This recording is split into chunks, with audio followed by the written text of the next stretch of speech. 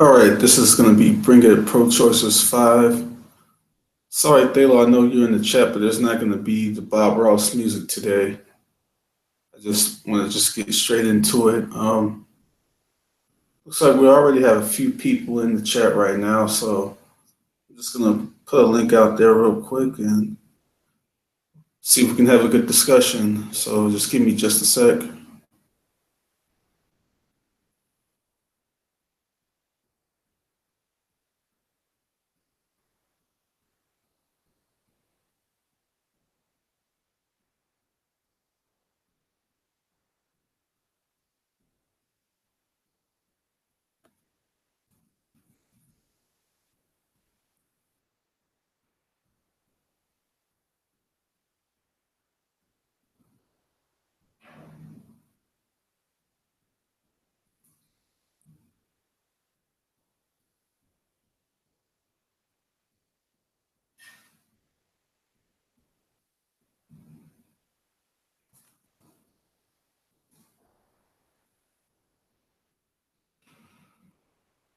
All right, the link is out, so you're free to come in at any time.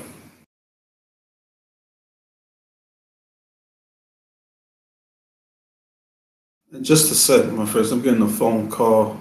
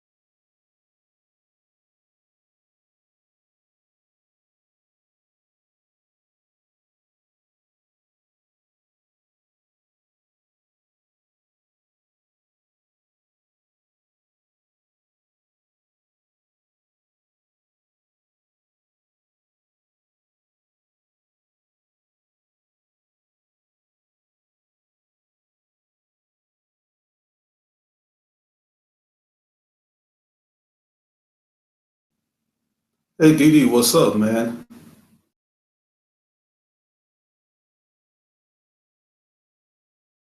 Can you hear me?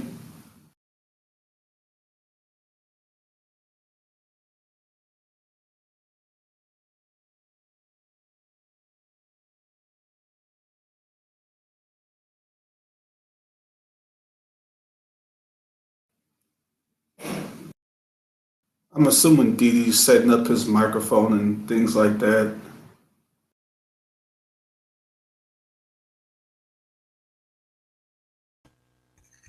Hello. Hey, Taylor, what's up? Good to see you. Hello. Hello. How are you? Not too bad. Good, good. I've got a new setup here, so I'm trying to get used to it. Okay, good deal. It's all fancy schmancy at the minute. I've got 3 screens going on here at the minute, so I'm looking all over the place.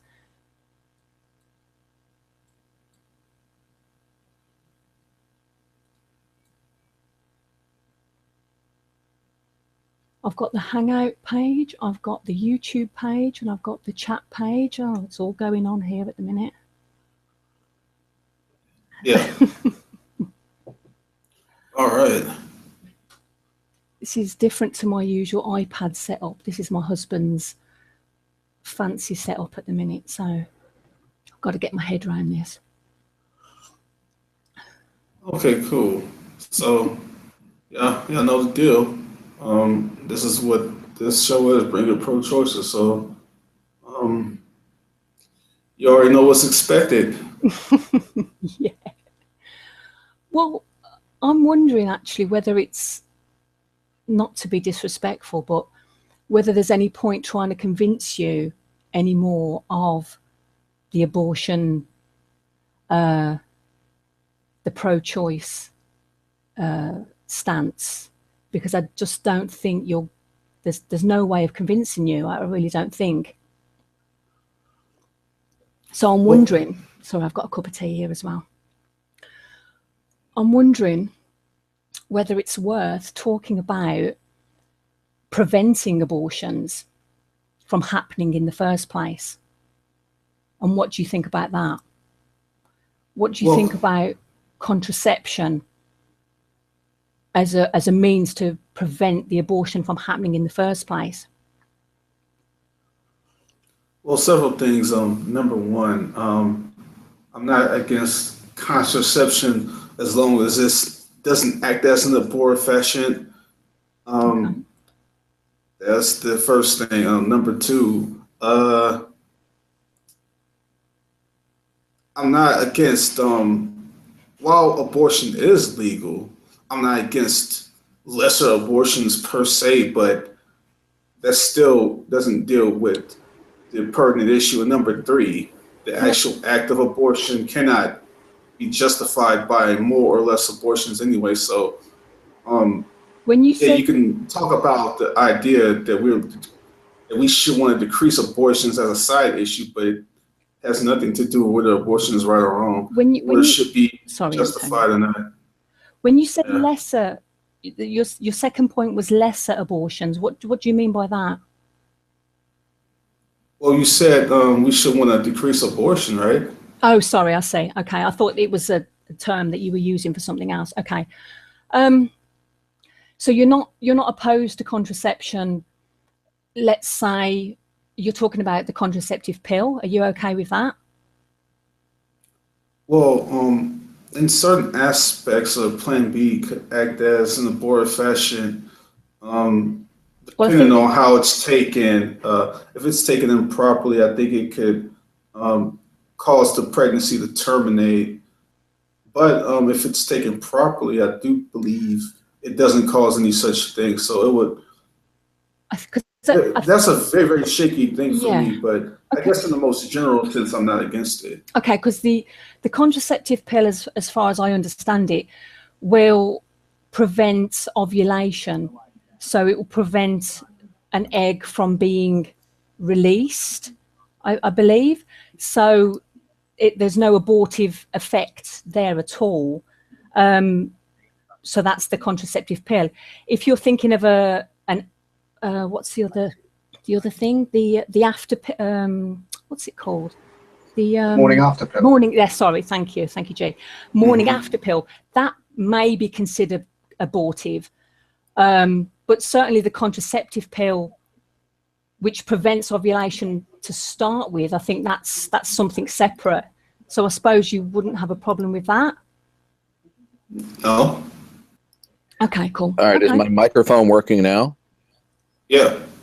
Okay. So another method, obviously condoms as well. So you haven't got a problem with that. Nope. Okay, cool. That's good. No, that's right. That's answering some of my questions. That's good. Because I'm thinking if we can promote that, then we're not, then it's reducing the amount of, it's an emotive term, but unwanted pregnancies and unwanted children. So I suppose promoting contraception might be a good thing. Is that something that you would agree with? Well, that's a discussion we can have. I'm not saying it's necessarily a bad thing, but here's the problem. When we are constantly talking about just the uh, promotion of contraception, it's like we're saying, well, as long as we talk about this side thing, it's okay if we permit the legal killing of the unborn.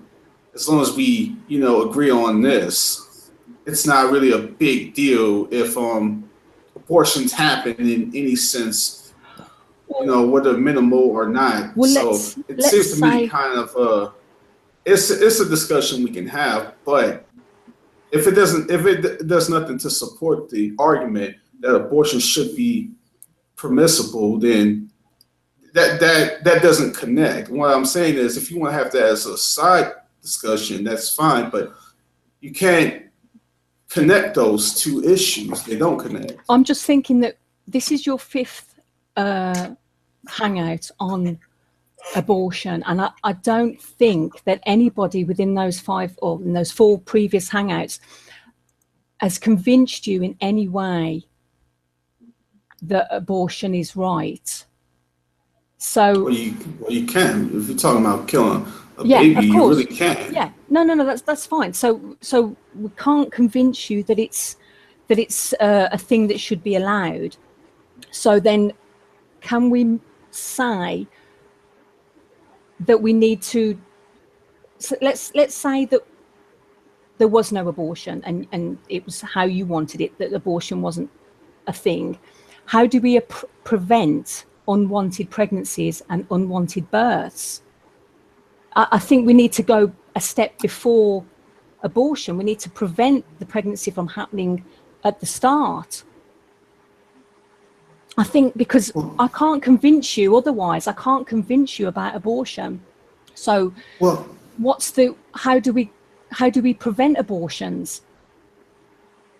Well, I think it just comes down to the fact that people need to be responsible. Like yesterday, I turned 31 years old. I'm not afraid to admit it. I'm still a virgin. I've been very responsible sexually, and I haven't caused any woman to have any diseases. I haven't impregnated any woman. And I do believe in being celibate and to just be sexually responsible like that. I believe in abstinence and all that stuff. So I'm not saying that we live in a world to where people won't have sex. That's not what I'm talking about. But uh, you can, if you really, really are serious about not having a baby at a time you're not ready, then I would promote the importance of being very, very celibate. Like I said, I'm not against birth control or anything, but the absolute way to prevent being pregnant is just to engage in a celibate behavior. That is the 100% guarantee where you're going to prevent it. But you could engage in, but if you're not against contraception as well, you could be having sex with contraception, and Of you course, but it's don't not. have a problem with that. Of course, but it's not going to be 100%. That's the issue. Like, So can I just be? go Sorry, ahead. go on. Well, I just wanted just my own clarification, because I don't know if this is your position. I haven't heard this. Are you 100% against abortion in all circumstances? Yes. Okay. I just wasn't sure.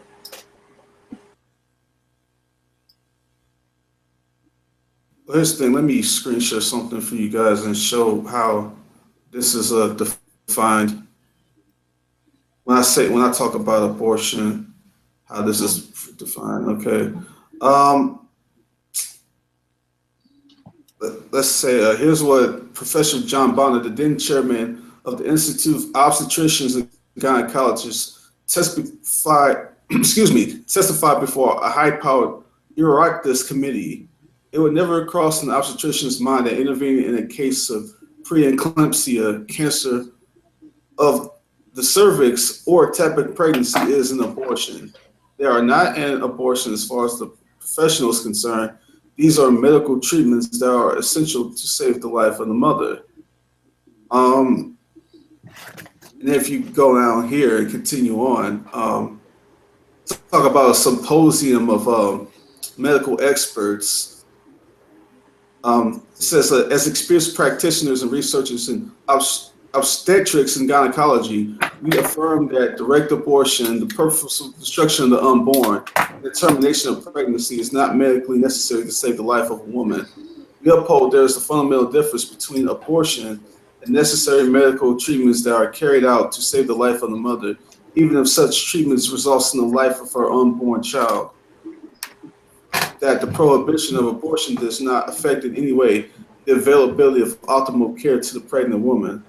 So if you're talking about abortion and the purposeful destruction, termination of that unborn life, then that would be the degree I would say that in no case is abortion necessary. Well, they seem to be saying that there are differences. They don't consider a medical intervention on the grounds of saving the mother's life as an abortion. I Correct. think that's what that was saying. Right. So, but if that results in the same outcome, then are you okay with that? Say what? Say it again. Well, if the outcome of such a medical intervention is the loss of the unborn child, would you be okay with that? Well, they made it very clear that there are times where those treatments result in the unavoidable death of the child, but they're not like going in there just to say, "Hey, we're going to kill this kid." No, of course That's not. not the same thing. So, if Well, I don't think the that's how. child's death is unavoidable, then there's nothing we can do about that. But the idea is we're trying to save at least one life, not lose two. So you would choose. You would think that's okay then? Of course. Okay. But we got to understand something here. When we talk about this issue, a lot of the times which happens is these, if it's just simply test where I stand and abortion never being a necessary thing, then that's fine to have that discussion. But on the other side of that, these very, very extreme cases get brought up at times to sort of make a bridge to broad cases. And I'm not saying any of you guys are doing this, but I'm just letting you know what happens more often than not is that these cases where they perform a termination are used as broad cases to justify abortion across the board. And even if you could show that they would allow termination in those cases, that would not necessitate to, okay, if a woman engaged in consensual sex, whether she used contraception or not, then she just got pregnant at a time she wasn't ready, then she can have an abortion too, and it's the same thing as a life-saving case. No, that wouldn't connect. I think I have used the marginal cases as an example when I think I've spoken to you before. And, Someone's rearranging the furniture. Hey, Darth, can you mute, man? What's that? Yeah, it was a lot You're of making a lot noise. of noise. You got to get closer to your mic, Antonio. He was making a lot You're of making noise. a lot of noise. Oh, I thought my mic was muted. Sorry. Oh, it's all good, man. But what were you saying, Thalo, about marginal cases? I have made the argument. I have brought up marginal cases just to illustrate a point with you before, Antonio. Just to illustrate the point, basically, just to say that in cases of, the fetal abnormalities and cases of rape, I think I have brought those things up just to illustrate that point that sometimes the extreme cases may be used to prove the point that abortion should be allowed. So I have used that. But then I think that abortion should be allowed up until a certain point as well, up until about, what did I say before? About 20 weeks, maybe 24 weeks even. Mm-hmm. But I have used the extreme cases.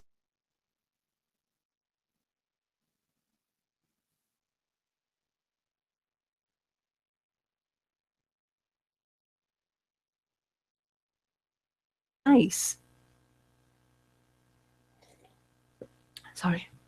Sorry. I think my computer froze there for a sec because I couldn't hear anything from you. Yeah, it's doing something weird at the minute, actually. Mine is as well. So your point is that these marginal cases justify abortion broadly, basically, right? Again, it's like case by case, isn't it? It's like if the child isn't going to survive, that's one marginal case, or if the child is a product of rape, that's another choice for the mother to make. But Or maybe they just want a boy, Well, exactly. Or maybe they just can't be bothered. Yeah, absolutely. But maybe if the baby doesn't have blue eyes, Absolutely, yeah. Or it's got two heads. But what about if, like I said to you before, Antonio, at the start, I don't think anybody's going to convince you, to be honest, that it's a good thing. I think people have tried over many, many hours. Not a good thing. That's the wrong phrase.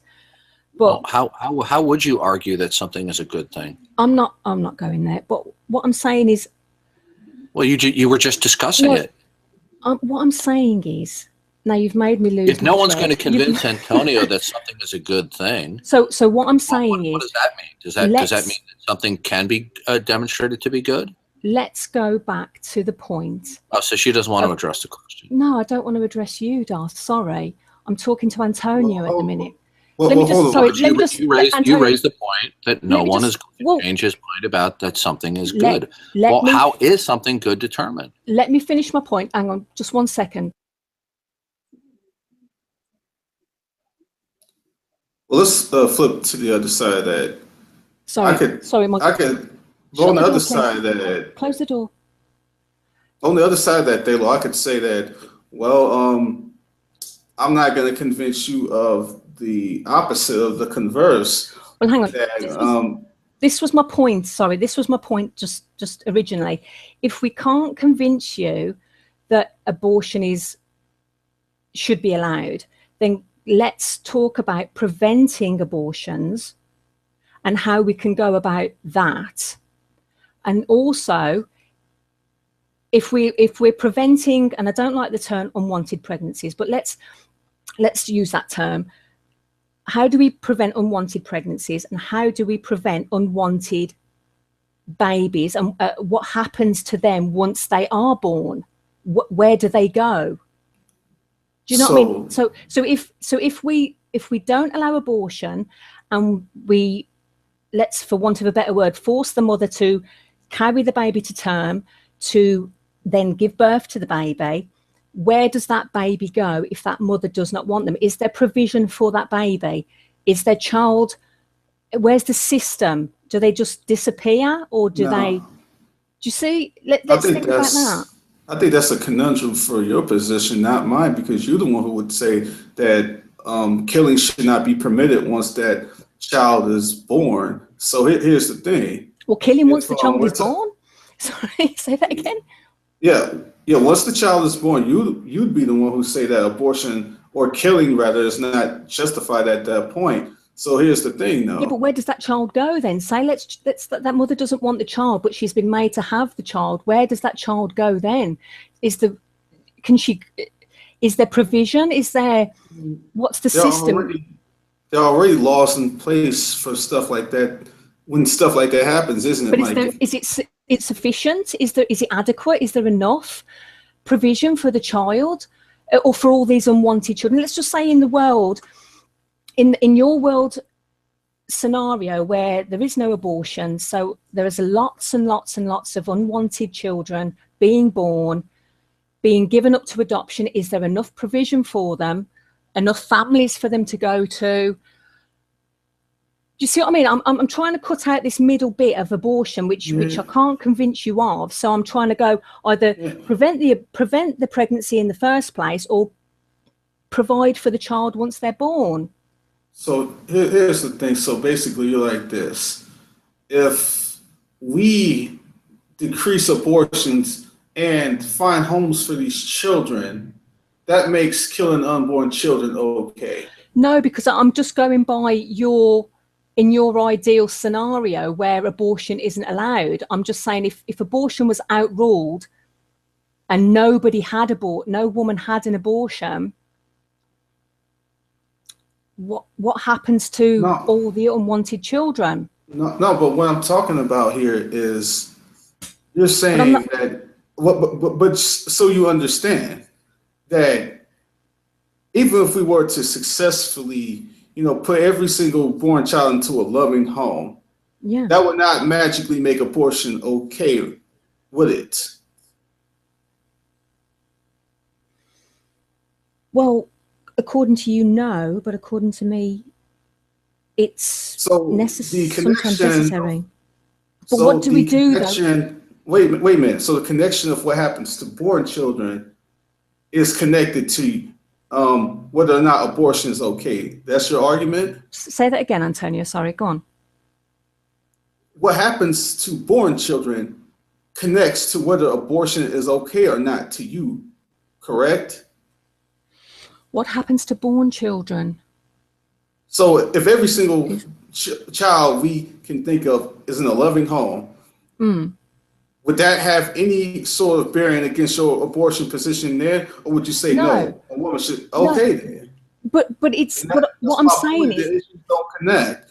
Why in the world are you so consumed in bringing that point when they don't connect to your choice position? Well, I'm a pragmatist. I think it's like, well, what do we do? What do we do if we don't have abortion? It's like, again, I can't convince you that it's right. So what's the solution? What's your solution?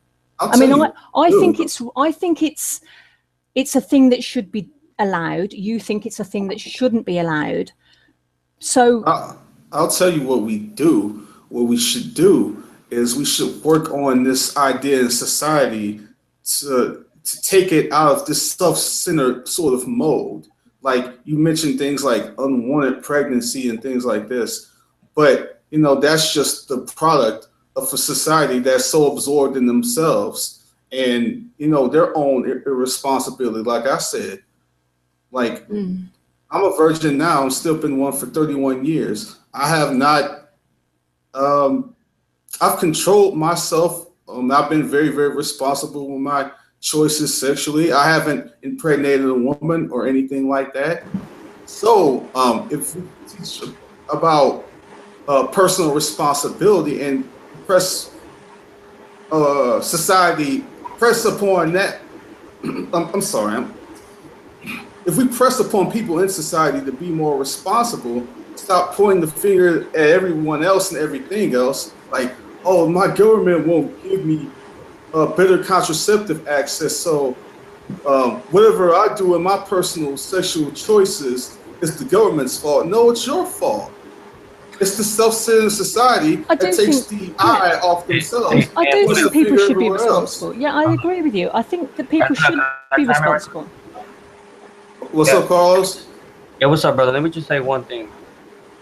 Since this person is talking about prevention and prevention measures and all this stuff and is professing pragmatist, well, let's just get to the meat and bones, the cause behind these abortions. Many of them, most of them, is due to the curse of fornication. That's the reason why so many babies are being murdered. So many babies are being aborted. That's the reason why over 90% of the abortions are due to people who just don't want to inconvenience themselves with raising the child. Not that the child is going to die, the mother is going to die. The person. You're very faint, Carlos. Can you hear me now? Am I staticky? What? It's a little bit distant. Yeah, you faded for a sec there, but you sound fine now, man. Oh, okay. All right, just mute your mics, everybody, just in case. All right.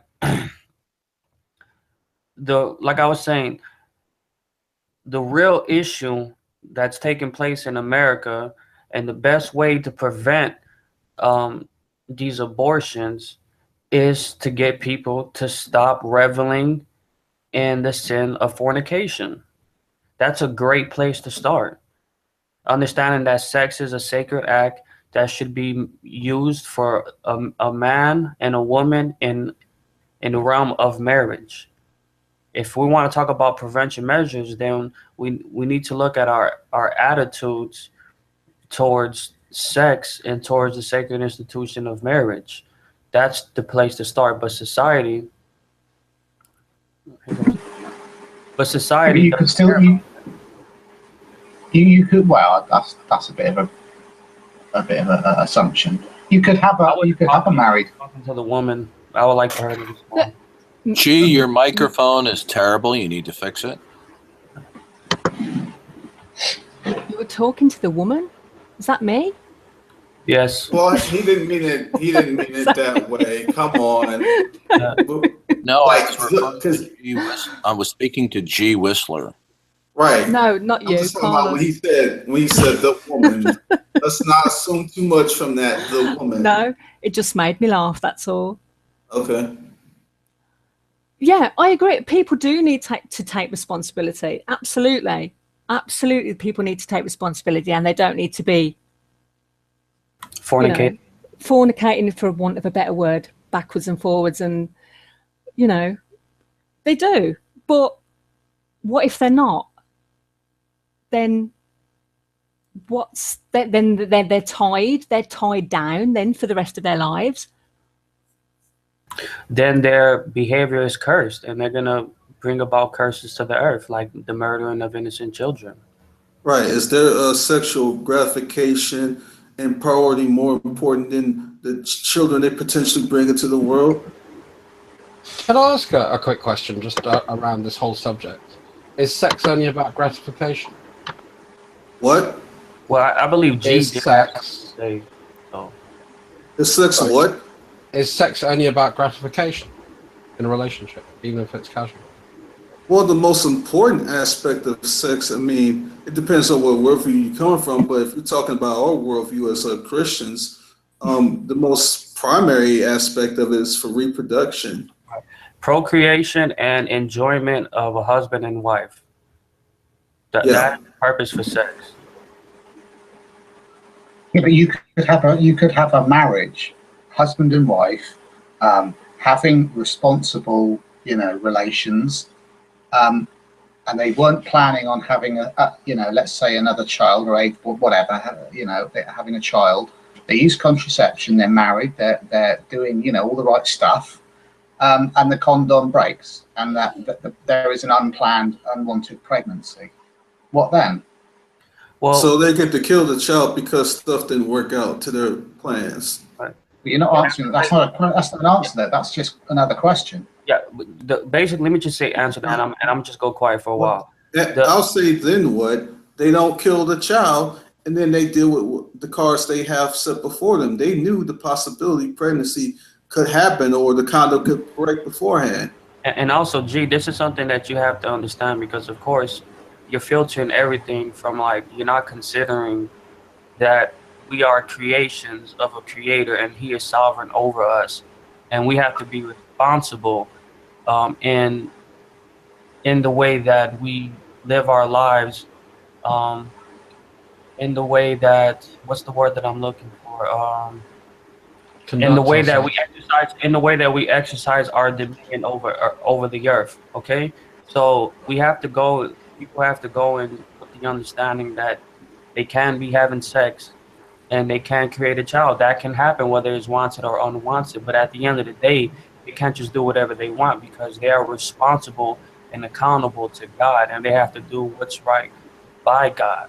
Not just, I had an unwanted pregnancy, I'm going to do whatever I want. But life isn't. Privilege is also a responsibility. I mean, it is all very idealistic. I think you're just.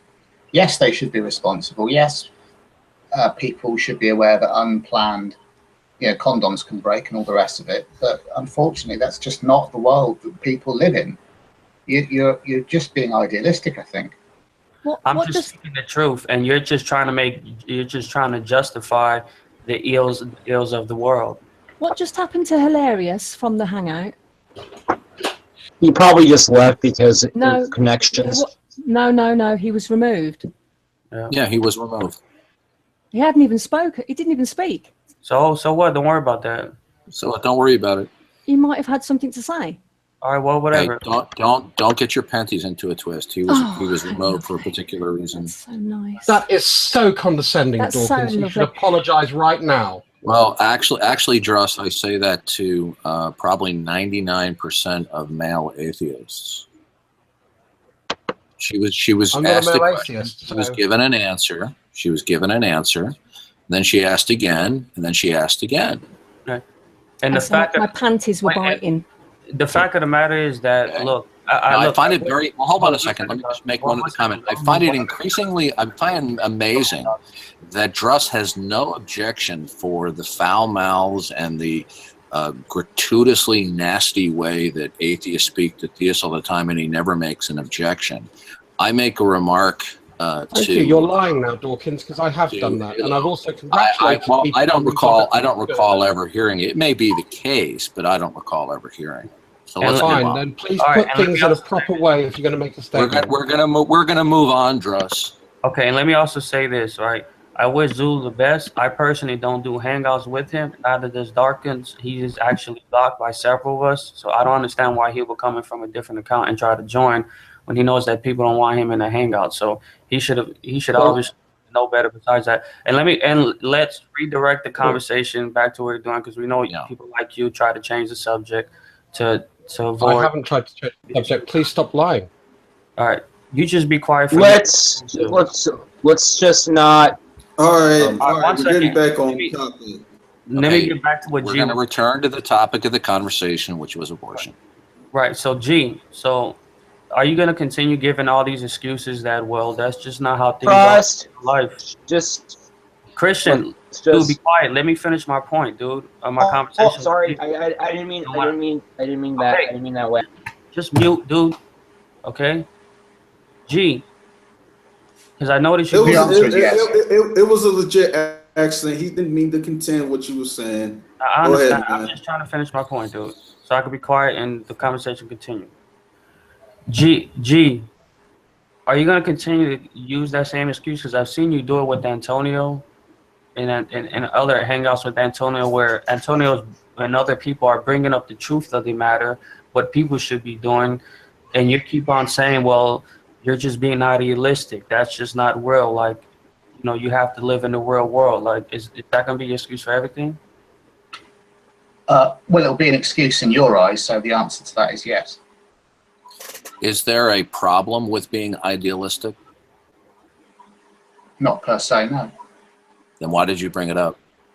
Because it's, well, as I said, it's not realistic. In the real world, people act differently than you would like them to believe. We don't, the world doesn't work that way.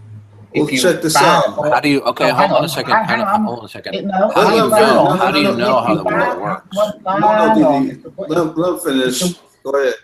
Thank you. If you prohibit abortions, you will just create a worse situation where people will go to backstreet clinics and all sorts of places. You're never going to get. How do you know that? How do you know that? I can debunk that right now.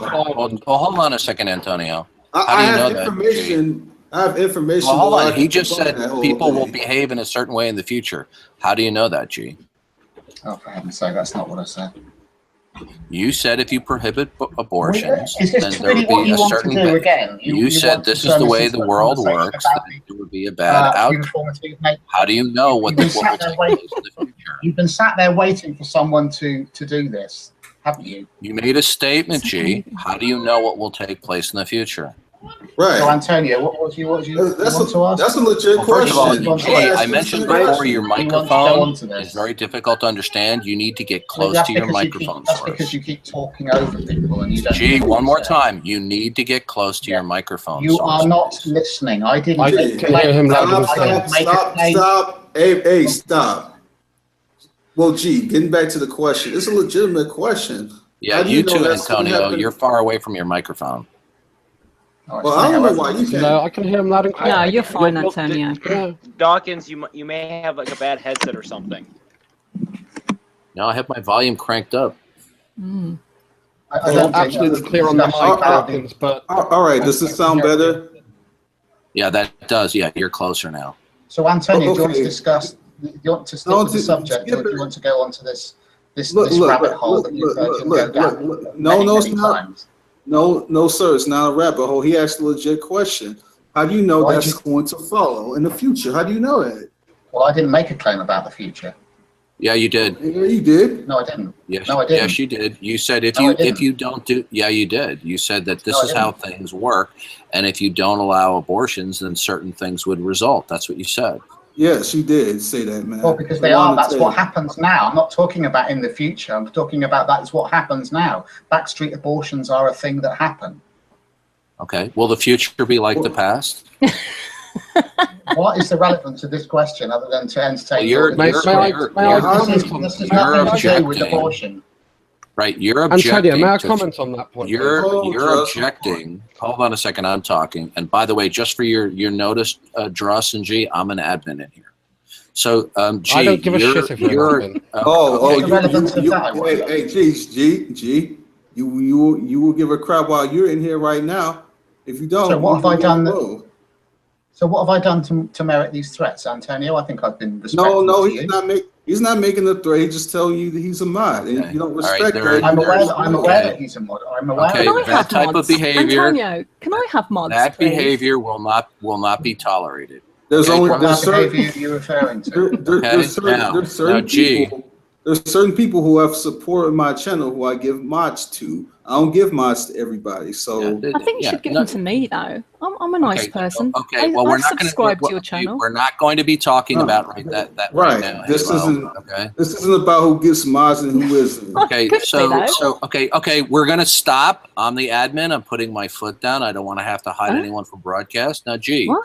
You made a statement that any future policies would result in some future outcome. How do you know that? I make my comments based on what is happening already. Okay. Will the future be like the present? Well, that's a very, very, very future of what? It's a future of abortion policies. Yes, I imagine they would be if we continue as we are. Okay. Then we'll have a situation. So, all right. Hold on a second. All right, go ahead. You assume that to be. You imagine it would. You don't know though. No, I don't know the future 100%. Do you? Okay. Okay. Good. So then your objection then is based upon conjecture. Yep. I don't have a problem with that. Do you? Okay. May I you're a skeptic, aren't you, G? Correct. Okay. Good. Don't you require evidence in order to come to a certain conclusion? Right. Where evidence is possible, yes. Okay, good. How do you have evidence of what the future will be like? I have to function in the world as it is. I have to operate. How do you know? I still don't get to finish questions. I don't get to finish answers then. No, I shut up. It when people. Well, no, you actually went on. No, please go ahead. Please go ahead. Can I interject? No, you may not. Go ahead. Go ahead, G. Let him finish. I will leave. You know what? I'm going to start hiding. I'm going to start hiding people from the broadcast if they interrupt G. Go ahead, G. Antonio, please. I'm taking control. Go ahead, G. I'm taking control. This is my room. Where I say goes. Yeah, go ahead, G. Where I say goes.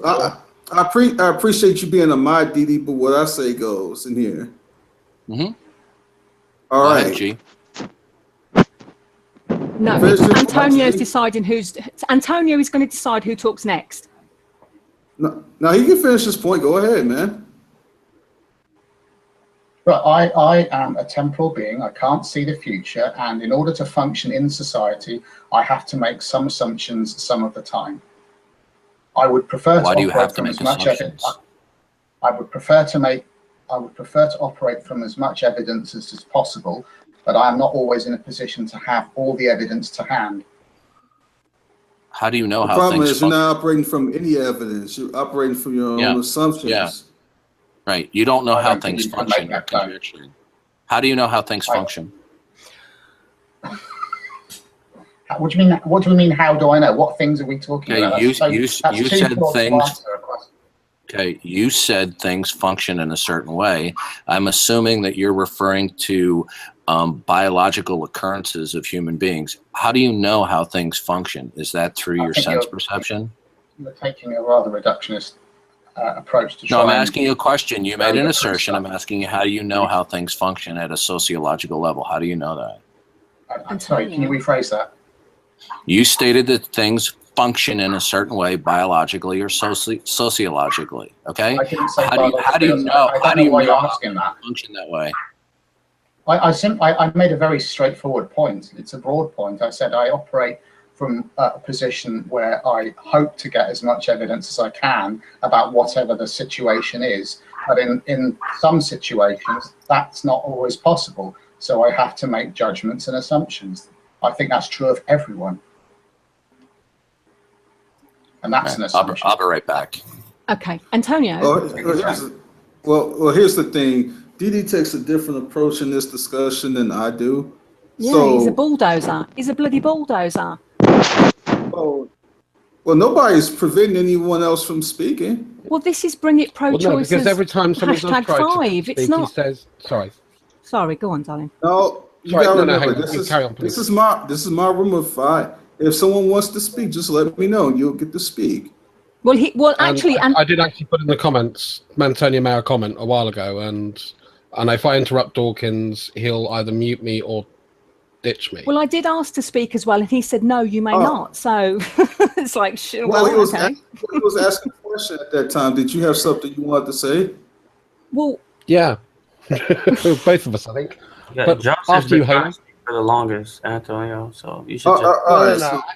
I'll give the floor to Halo because I think she's got a point. I've got a point. I'll make it. It's very short and simple. So that's fine. well, my point is going back to back 10 minutes ago.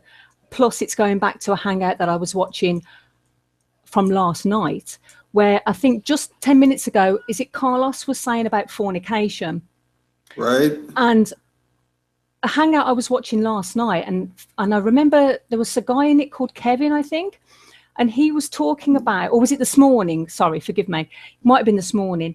And he was talking about a friend he knew who had game, and he got all the girls and all the guys that were in there. And I think there was a couple of other Christian guys in there as well. And they were all laughing at this guy's anecdote about his friend who had game.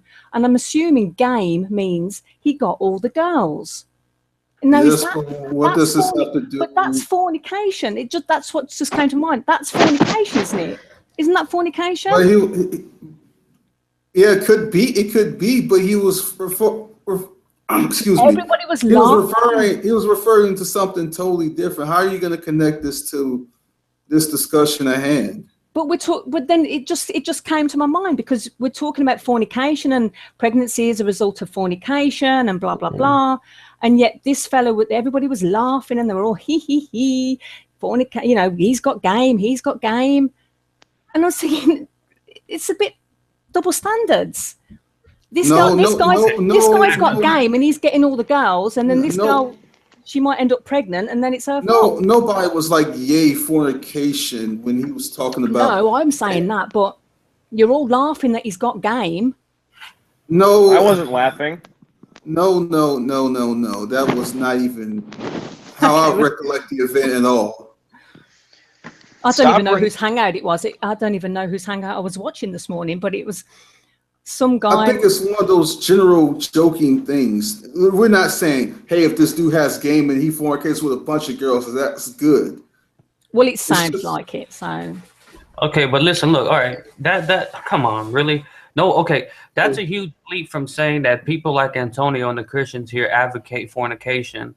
Or no, but the Christians that were part of that conversation were laughing, going, "Hey, good stuff." This is not a platform. I would ask. Stop. People are responsible for their own actions. Shut up. Hey, Druss. This is something you non-believers need to understand when you come into these hangouts. This is not a platform for you to teach your false ideologies or your false doctrine. You're here to learn and discuss it. If you don't like it, what have I and you discussed about false Stop. No, listen, there's not going to be two people talking at the same time. Stop. All right. That's number one, which you guys need to get through your thick skulls, okay? You're in another person's platform who's obviously has a different worldview and is teaching and preaching something else. You're not here to spew and teach a false doctrine. You're here to learn. That's what you should primarily be here for. Number one, don't try to falsely equate what people are joking about or discussing and make it seem as if we're advocating that that fornication is okay, that is acceptable, and that people should do it, or that we're being hypocritical, as if one sense we're saying it's okay, and another sense we're saying it's not okay, because that's not the case, and that's very dishonest. And it's a huge reach for you to try to even associate the two or equate the two. To me, it just further shows the bankruptcy of your argument. But go ahead, Druss. Can I? Or Christian. I'm sorry. I'll let you finish, okay? Then I'll talk. Okay. We good? Druss, go. It's your turn. Okay. Yeah, I mean, I was actually going to say, and this is why I'm a bit peeved with Trust or whatever his name is. Yeah, I'm not a Christian. No, I do not believe in the Christian God. I'm happy to say that's not why I'm here. This has nothing to do with my theology. Mm-hmm. And I was actually going to say is, yes, there are some Christians that are happy to have promiscuous casual sex. That most Christians probably do not. But wait, Let them finish. But the individuals are responsible for their own actions. Antonio is not responsible for someone that doesn't act properly.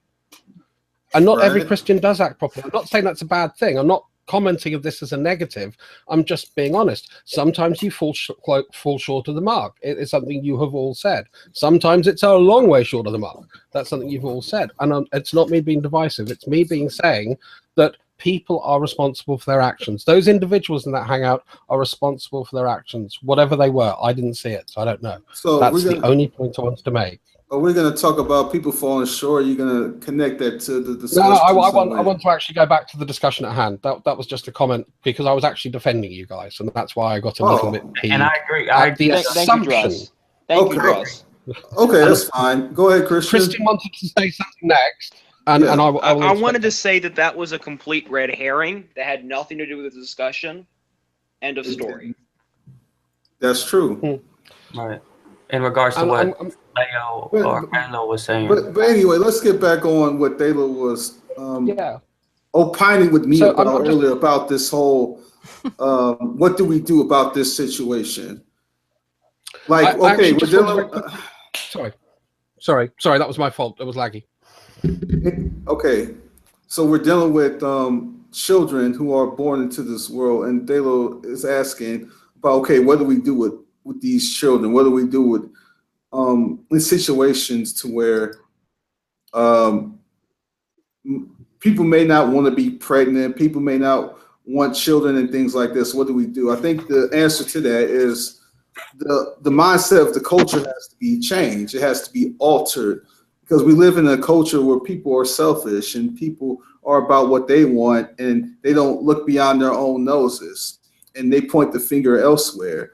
And they think because they weren't ready to have a child and because, difficulties could arise in that child's life once that child is born, that somehow makes it morally okay for them to kill the child if they want to. No, absolutely not. Just because we have difficulties in this world and hardships in this world doesn't make killing justified. We can work on offering solutions for those, but it seems like what pro-choicers a lot of the times like to do is they like to focus so much on the problems and they don't really offer any solutions. And then they want to say that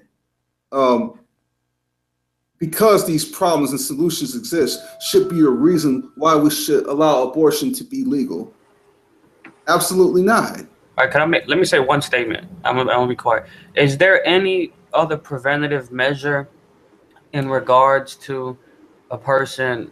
Is there any other preventative measure that people can use besides murdering the child? Because I keep hearing things like, well, that's not idealistic. What if it's even from a husband or a wife or whoever it is? I mean, why not just give the child up for adoption? Because we keep talking about not just preventative measures, but we keep talking about solutions to having to deal with unwanted pregnancies. Well, that's contraception, though. That's what. Okay, wait. Let me clarify. Let me clarify my point. What I'm saying is, how come it has to be murdering the child? Why can't it just be giving the child up for adoption at all? Why does it have to? Why is that the reason? But if we can stop it from the start, if we can not even have the unwanted child, for want of a better phrase, and have, your country, it doesn't. Does it have free contraception in your country? I mean, we have it here, but I understand the contraceptive, but I see what you're saying, but what I'm saying is, why do we have to go to abortion? Why can't we do other things besides? Well, there's no reason they can't. I don't think anyone is saying that you can't. These are all valid options, except for one tiny issue is that with respect to adoption, which is a perfectly reasonable alternative, you would still be compelling the mother to go through a pregnancy. So And a birth. That's so what? And a birth. What? So it's not. But then well, it's not so what. It's quite. That's. You wouldn't be saying that. I suspect if that was something happening to you. And in the marginal case. Wait. So no. Hold on, man. So murder. So it's okay to murder a human being for just to not go through 9 months of pregnancy while you keep the person alive Well, and keep without again, you see what we're talking about? The stuff. Let me handle this. I think you're being unnecessary. Sorry, let me just finish. You're being very emotive, and I understand what you're. Hang on. I haven't been rude to you, mate. So chill out. Go ahead. I'm not suggesting that people shouldn't consider adoption, and I suspect most pro-choice people would agree. It's not. We're not saying have abortion as the only alternative. It's just got to be there because it's just, as I said the other day, and the lesser of two evils. He said colloquially. Simple as that. It's it's a necessary alternative. Otherwise, what else are you going to do? You can't force people to go through a pregnancy and a birth against their will. Why not? That's ridiculous. Why not? Why not? All we have to do is make it illegal for doctors to perform abortions, and those who perform abortions will get punishment. Right. That won't work. It doesn't work. Ireland is. Ireland. You see, G, a few decades ago, years ago in the United States, when abortion was not nationally legal or not legal in most states, there were very few illegal abortions. That's right. I don't know what very few means. That's not a number. Hey, G, you got to get closer to your microphone, please. And by the way, we force people to do things all the time. It's called responsibility. Sure, we compel people we force them not to kill themselves. So we're compelling them to live. We force people to do things all the time. And how many people commit suicide in America? Well, what does people committing suicide have to do with the point that we force people to do things all the time? What's the point? We compel people. It's illegal in many places. It's illegal in the United States to commit suicide. I actually compel people not to kill themselves. Yes. I actually suspect Antonio and I on the sense of abortion are probably a little bit closer together than he thinks we are. Because for me personally, I kind of agree. We are in a gratification-based society, and it's not good. I agree there should be responsibility, but I also think there needs to be a lot better education of teenagers about what sex is, what safe sex is, because they're going to have it. They are. Doesn't matter what decade you go back to. If you're teaching the illegitimacy rate today in the United States has skyrocketed past a time when there wasn't explicit sex education and the illegitimacy rate was very, very low. Okay. When you say illegitimacy rate, are you talking about parents not being married? Because I think that's a false. Out of pregnancies. That's not really. Yeah, and that's because basically marriage is less popular now than it was 20 years ago. You couldn't still be together. The parents still could be together. The bottom line is this. Here's the bottom line. Because people have their personal issues and things go wrong in their lives, it's not an excuse to kill children, period. We force people to do things all the time. If you go into rant and rave about, a woman is being forced into pregnancy for 9 months, then you're going to have to get upset equally about other things we're forced to do in society, too. Go to the military. Well, I don't think you can just make such a broad equivalence. And I don't think, I know you keep calling it murdering children, but I don't think you can say that the state of an egg and a sperm fusing after a day of conception is the same as a child 2 hours before it's going to get born or 2 hours after it's born. That's just ridiculous. Based on your own subjective opinion? Well, no, based on biology. And they love to explore cases. No, sir. biology is not something that establishes a moral framework. You can't say just because the child biologically is different from the earliest point of conception till birth, that the biological difference establishes the moral framework. You can't make that connection. You don't get an op from an egg. Yeah, but you can't. Exactly. You can't just. Yeah, but you're talking in highly emotive terms by saying murdering children. But you are. That's what you said. No, that is no, sir, dude. That is logic right there. The difference of the biological stage does not connect. Does not connect to abortion. That's the language you've used. That logically follows. That logically follows. You cannot use the biological difference in size to use as an argument, because what you're doing is begging the question. You would be assuming that biology establishes the moral framework. Well, not necessarily. I just think that it's not productive to equate. I don't think that it's. I would have a problem with if you took a baby that had just been born and put it to death. I would have a much greater problem with that than a mother having an abortion, let's say using the morning after pill to, do away with the cells as they proceeded. So what if you have a problem with it? So what? Well, what do you mean? So what? If you don't think if that's not an issue for you, that's fine. I'm just telling you my opinion. We're not making our positions on abortion and pro-life issues based upon how we feel emotionally. Right. Are you sure? What's it on then? I'm positive. It sounds emotional. What's it on then? For you, it might be Dawkins. I'm not sure for everybody else. It's called "Thou shalt not murder." Exactly. But your language, such as murdering children, isn't emotional.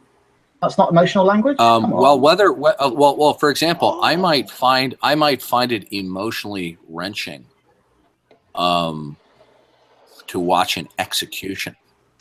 I might find it emotionally wrenching, let's say, to watch. I'm talking. Please don't talk over me.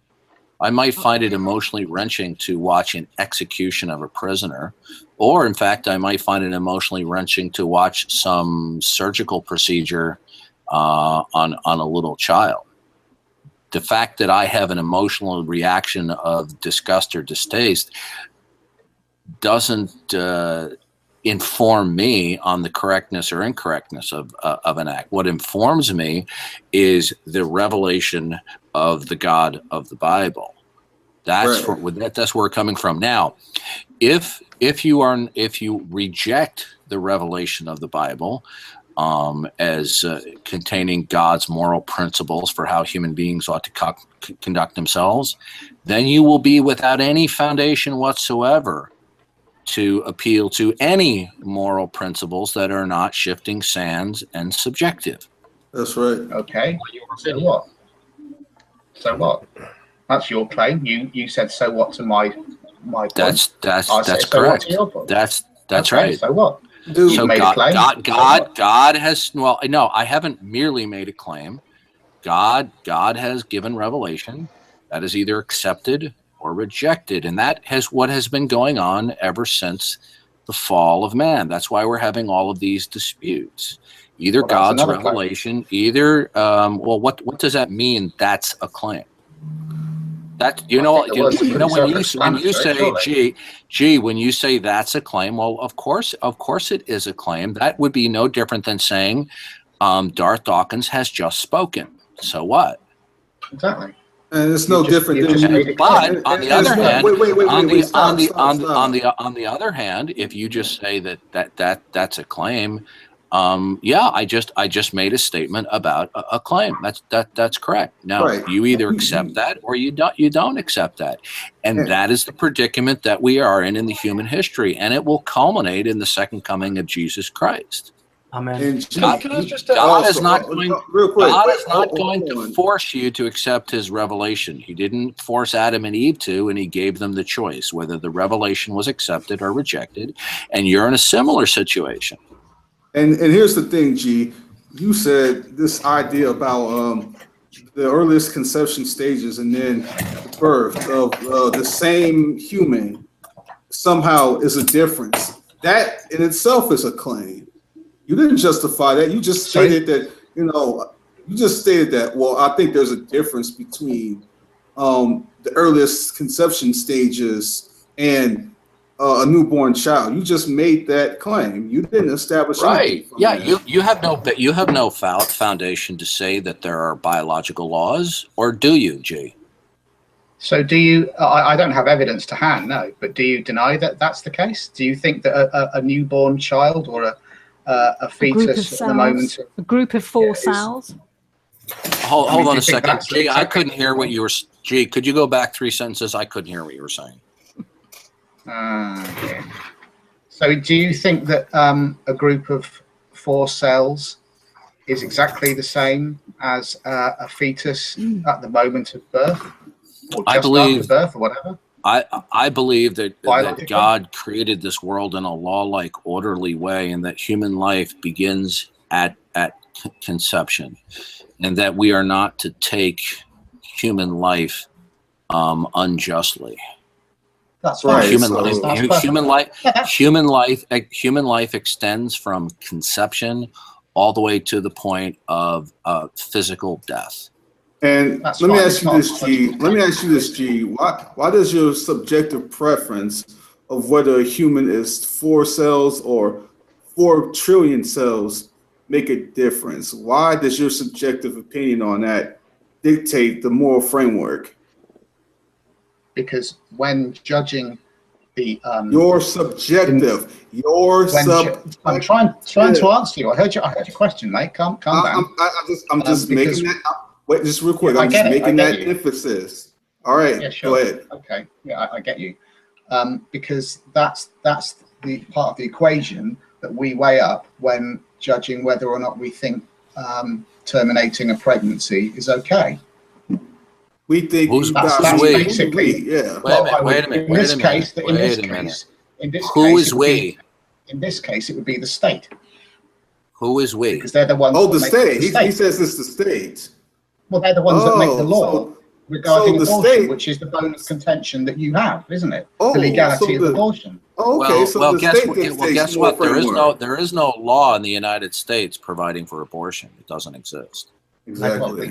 There's plenty of other countries.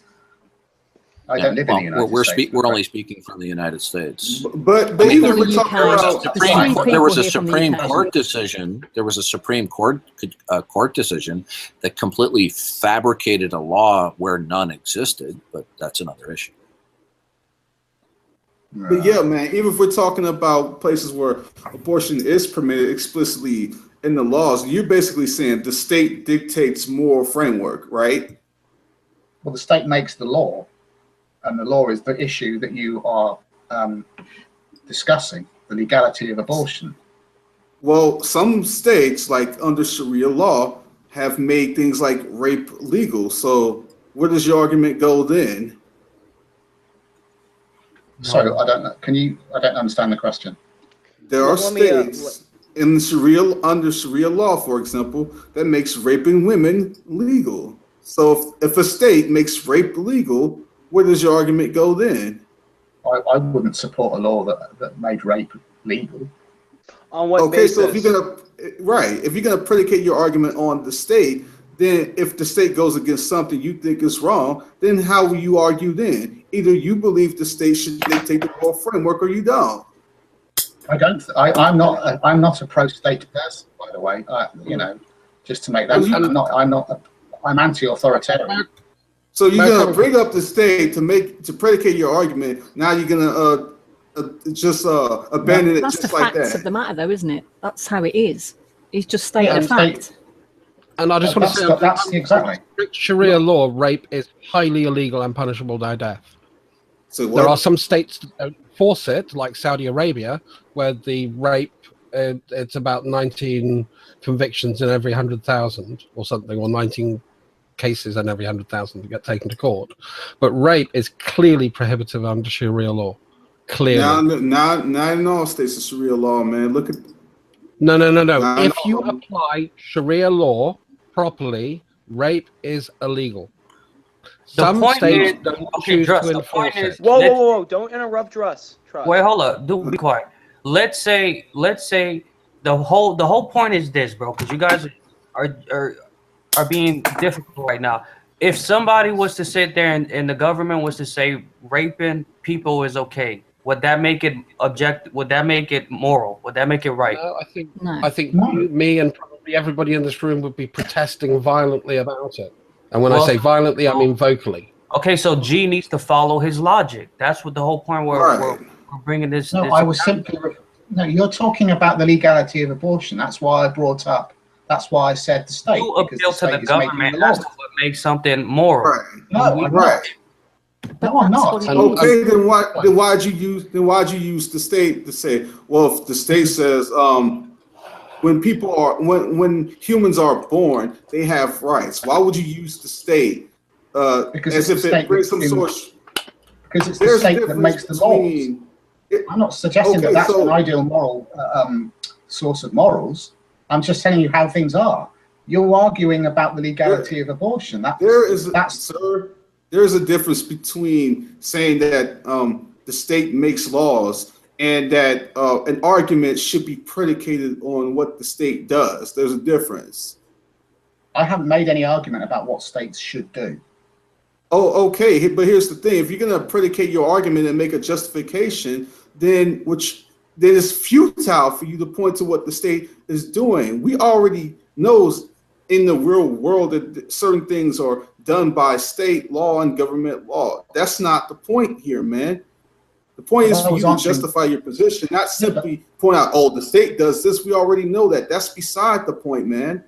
Yeah, but I get that, but you're forgetting that I was asked a question. That was the answer to the question.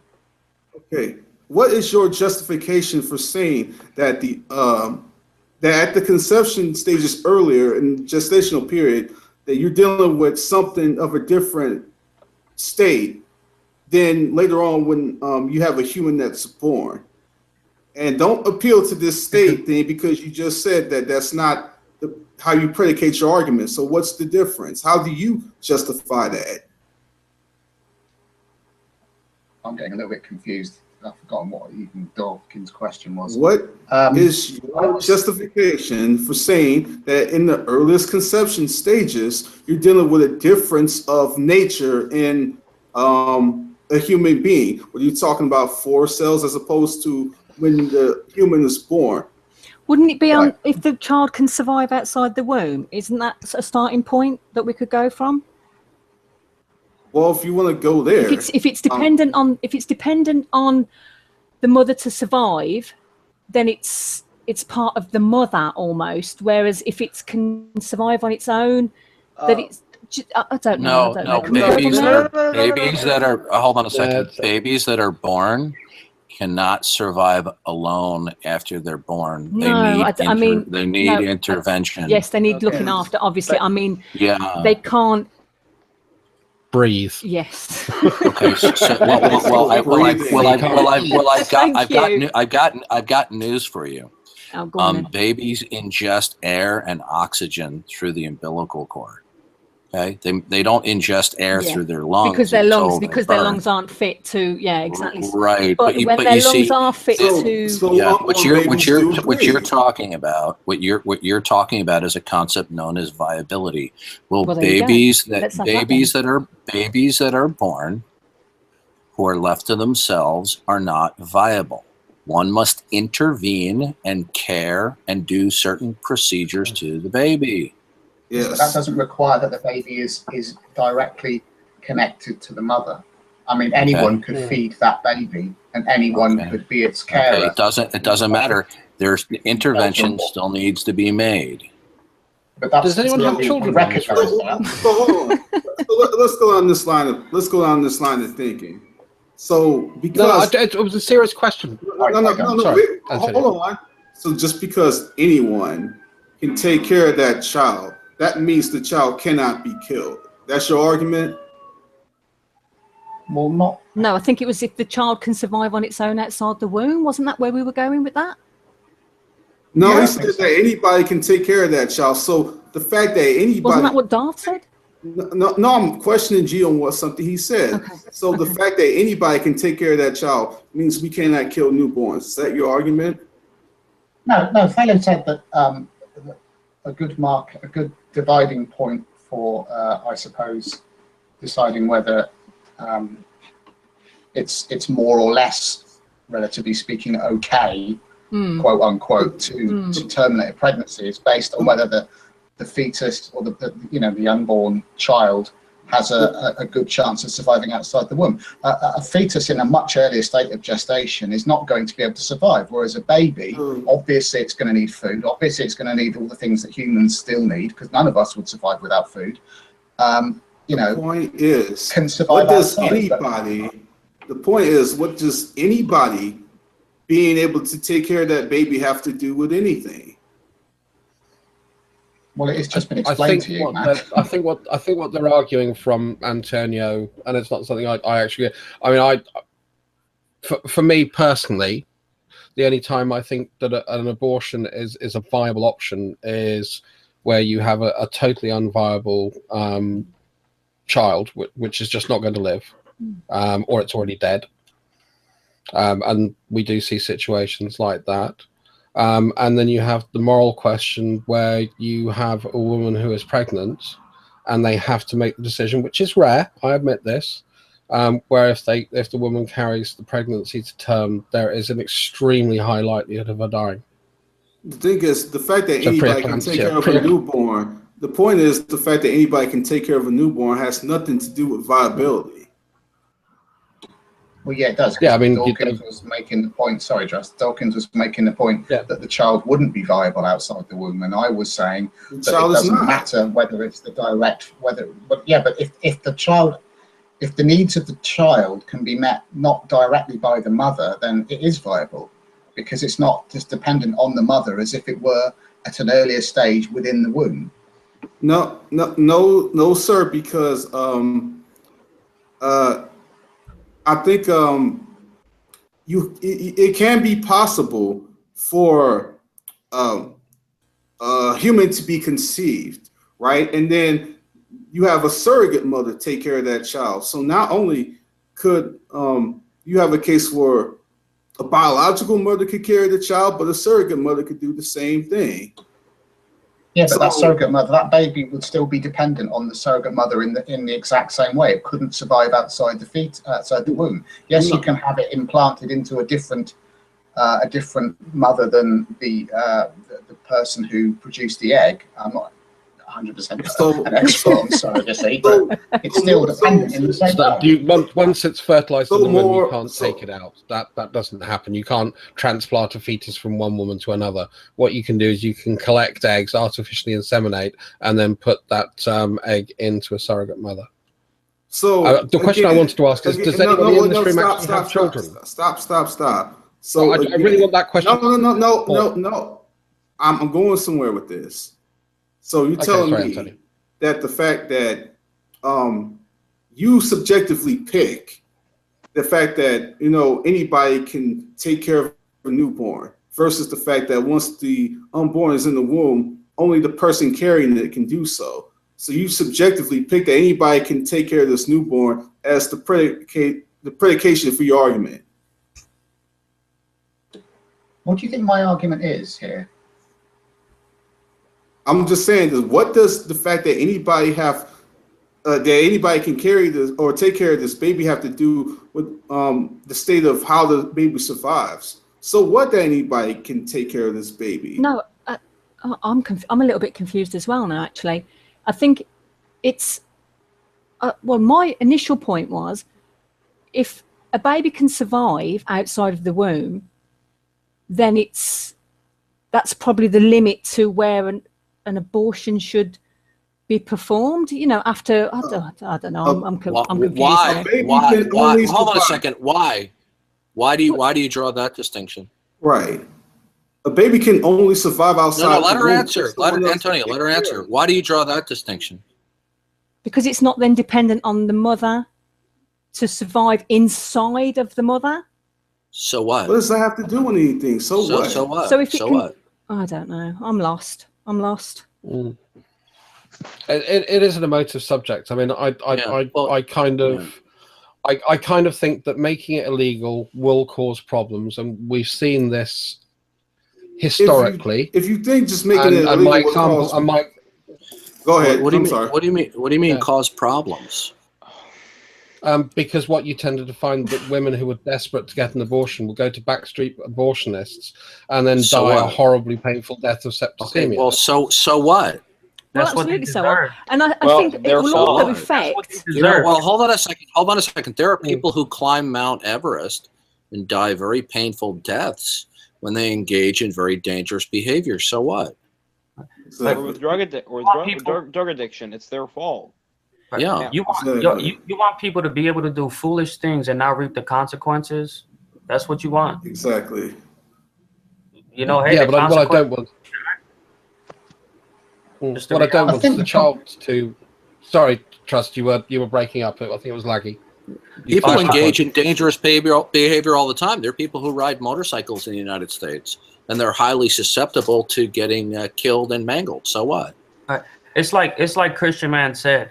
If a person wants to be addicted to drugs, they should. I mean, it sucks that they're being addicted to drugs, but there's going to be consequences to their drug abuse. You can't just pamper the people because they want to abuse drugs. They're going to reap the consequences of their actions. That's the way life works. No one wants to be addicted to drugs. No one wants to do that. You have women who are drug addicts on crack, who have crack babies that are addicted to crack when they're born and suffer horrible mental injuries because of that addiction. Yes, that is the responsibility of. Wait. That is the responsibility of the person who takes the drugs. I agree. Wait a minute. Where do you get? Let me handle this. Hold on a second. Drug. Where do you get responsibility in your worldview? Where is responsibility in your worldview? I take personal responsibility for my actions, Darth. Hold on a second. No. Hold on a second. Trust, I'll ask the question again. Wait, how do you derive the concept? Hold on, dude. Christian has something to say. Well, I asked Trust a question. We can ask that in a sec, but Christian has something to say. Didi, Drust, what did you say? Rehash a little bit what you said a little bit earlier. Yeah, I said, you have the problems when we're talking about, people taking drugs, and that is a personal choice. If you take drugs, whether you're addicted or not, the decision to first take drugs is a personal choice or responsibility. Well, where do you get my question to you was... Can I finish answering my question to you is question? Where do you derive responsibility in your question first, and then I will address you. Please stop being rude. Excuse me, I am an admin in here, and you're not going to address me like that. If you're an admin, if you don't like, okay. Listen. I asked you a question first. Christian interjected afterwards. No. Antonio asked me to address Christian's question, which is what I'm doing. He owns the room. He's the person I listen to. Yeah, and I told you you're not going to address me in that obnoxious fashion, or you're going to be gone. He will address. Didi, he will address you, man. But Christian has something he wanted to say real quick. And I wanted to listen to what Drust had to say. Drust, go ahead. Yeah, sorry about that. And as I say, someone is personally responsible for the actions that they take. That is my personal view. That's how I hold people responsible for what they do. The personal choice for deciding to take drugs is a personal choice you are responsible for, and you're responsible for the outcome. The trouble is when women who take things like crack get pregnant, you then have a baby that is going to suffer hugely through its life for no fault of its own. So what? I understand. Okay, that obviously means that I'm a much better person than you are, Darth, if you can't understand. I'm asking you. Hold on a second. Christian hasn't gotten to respond yet. Let him go. Well, Dress, those things are horrible, yes, but what does that have? Yeah, I'm sorry, Dress, because I'm sorry, it's just not my best day here. But sorry, mate. Would you agree that we both agree that event is horrible, right? But should the child have to? Yeah, and it's worse because as Darth would rightly point out, I can't predict the future. I can't predict the quality of life that child will or will not have, which is why I asked the question: who in this room actually has children? I have a nephew, but I don't have a child. Okay, are you done, Christian? I want to take a bit of a floor here, okay? But you go ahead, Christian. Finish your point. Well, yes, those things are horrible, but that doesn't necessarily excuse abortion, correct? Yes, I would also agree with that. It's something I have great emotional problems about and great moral challenges about, because it is one of these subjects that is horribly emotive, which for me, which is why I went back. The only two reasons that I ever see to actually consider abortion, certainly post 72 hours from conception, because I think we disagree a little bit on that part, is the fact that either you have a baby that is just totally unviable, it's that badly deformed, or it's dead in the womb. That's one condition, or there is an extremely high likelihood of the death of the mother. Okay, you finished your point. Thank you. Now you were invoking the concept of responsibility. That evokes the idea that one is obligated to conform to a certain standard. Where do you derive that from in your worldview? I'm a theist, Darth. Go away. Well, you invoke that some people have a responsibility. No, what is your foundation for that? I personally hold people responsible for their actions. I treat people in the way that they treat me, which is why if you feel I'm being obnoxious to you, you should question why I am doing that. Okay, where is your notion of responsibility on the grand scale grounded? What is the basis of responsibility other than a personal opinion that you have? I get my morals from my beliefs. What does that mean? I get my morals from my beliefs. That's what. Are people obligated? I'm speaking right now, please. I kept my mouth shut. Theology. Okay. You invoke. Hold on a second. I'm talking. Okay. Now, trust again, and I will the concept. Okay. You can do whatever you want. You invoke the concept that people are responsible for whatever. I'm asking you, how do you ground any concept of responsibility in your worldview? Is it an objective one? Is it entirely conjecture or subjective? How do you ground it? I am not here to discuss my theology, Darth. I'm here to discuss. You just abortion. did. You invoked that people are responsible. Right. So how do you ground responsibility? Make that a theological discussion. Fine, have it with someone else. I didn't ask for a theological discussion. I said, that's not fair. How do you ground the existence of responsibility other than just in my faith? Okay, and that doesn't answer the question. What does that mean? That is the answer that you get, Darth. If it's not satisfactory, no, it's I'm not here. Talking about? Yeah, faith in what? You're not being specific. Why? You asserted. You're not going to answer the question, dude. You're not being specific. Hold on a second, Antonio. Trust. You asserted the people are responsible. I hold people responsible for their actions. Who do you hold responsible? Who's under? I mean, are you talking about people under your authority? No.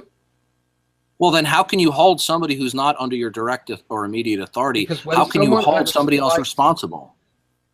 Because when someone acts like an obnoxious human being, right, I hold them responsible for that in the way that I would treat them.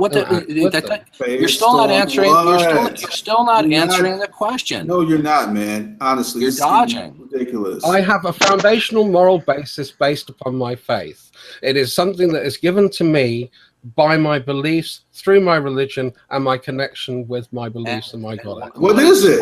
What is that? Yeah. What do you mean, what is it? Do you want me to go through my entire moral framework? You could just tell us in a couple of sentences I don't understand the question. Let me ask the question. Go ahead, Christian. Ask him. Go ahead, Christian. Ask him the question. Are you a deist? Is that some Trust? Are you a deist? Are you a pagan? I'm a pagan. Thanks for giving us that. Thank you. That's all you have to say. How do you ground? I've never been. How do you ground objective responsibility in a pagan worldview? I don't understand what you mean by an objective and grounded. Do you? Okay, so when you state people are responsible for their behavior, is that just a subjective notion that you have, or is it objective? It's objective from my goddess through revelation. Okay, and For the who? What is? experiences I've had. Are the revelations of this goddess binding and obligatory? Yes. And how do you know that? She will hold you accountable for them. How do you know you're accountable for that? Because I have faith. And this is what we're doing now. We're getting into a nitpicking of my theological views. And if we want to start that, I will start nitpicking yours. Not nitpicking. If you're going to invoke that there is a concept out there that is objective and not a subjective notion, I'd like to know how you ground it objectively. Now, you said a goddess revealed this to you. Why would a revelation from a goddess be binding and obligatory? Because she created the world and all life on it. She created the world. And how do you know this? Because I have it on faith, Darth. It's my belief. No, but you said you had a revelation. You had a revelation of this goddess. Where did this revelation occur? I'm not going to go into my private spiritual beliefs with you, Darth. Oh, okay. So then you actually don't. Then you don't have a basis then for saying that there is actually responsibility for something that you believe. Wait, let me say one thing. Go ahead. I am now getting angry because I've tried to steer this off any theological discussion because I don't want to talk about theology. Stop. Go ahead, Trust. I'm gonna say one thing. I'm gonna let you guys continue. There's this, I don't know, like there's this huge thing that people tend to say and critique Antonio about his hangouts when people get into any type of apologetics, whether it's the presuppositional apologetic or whatever, or discuss theology. The fact of the matter is, this is a matter of worldview. And and this clearly shows the difference between who we as Christians are representing the true living God, and we're defending his nature and his character and his law, and that is primary in why we're saying what we're saying. And to you, your false pagan goddess, which you need to repent of, is just secondary and doesn't really matter in this conversation. Okay, you have just blasphemed, okay, against me. And if you're not careful, no, because you've just blasphemed. Please show some respect for my beliefs the same way as I show. I don't respect your beliefs. The beliefs are going to lead you to fuck yourself. Why? Okay, goodbye. Calm down. Stop it. That was disrespect. No, you see, this is what happens. Listen, this is what happens when people do not hold to a biblical worldview. Hold what? Okay. He got demons.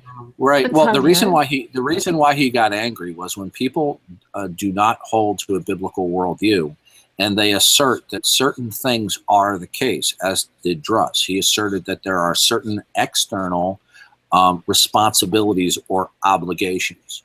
Then when I asked him, how do you ground that from your position? That's when he got really angry, because he knew ultimately he didn't have anything to stand on. And then he said some pagan female deity revealed that to him and say, well, where was this? And that's when he had the meltdown. Well, because also now, this is a hangout about abortion, and you're bringing up his beliefs, which is nothing to do with it. Here's the problem. Okay.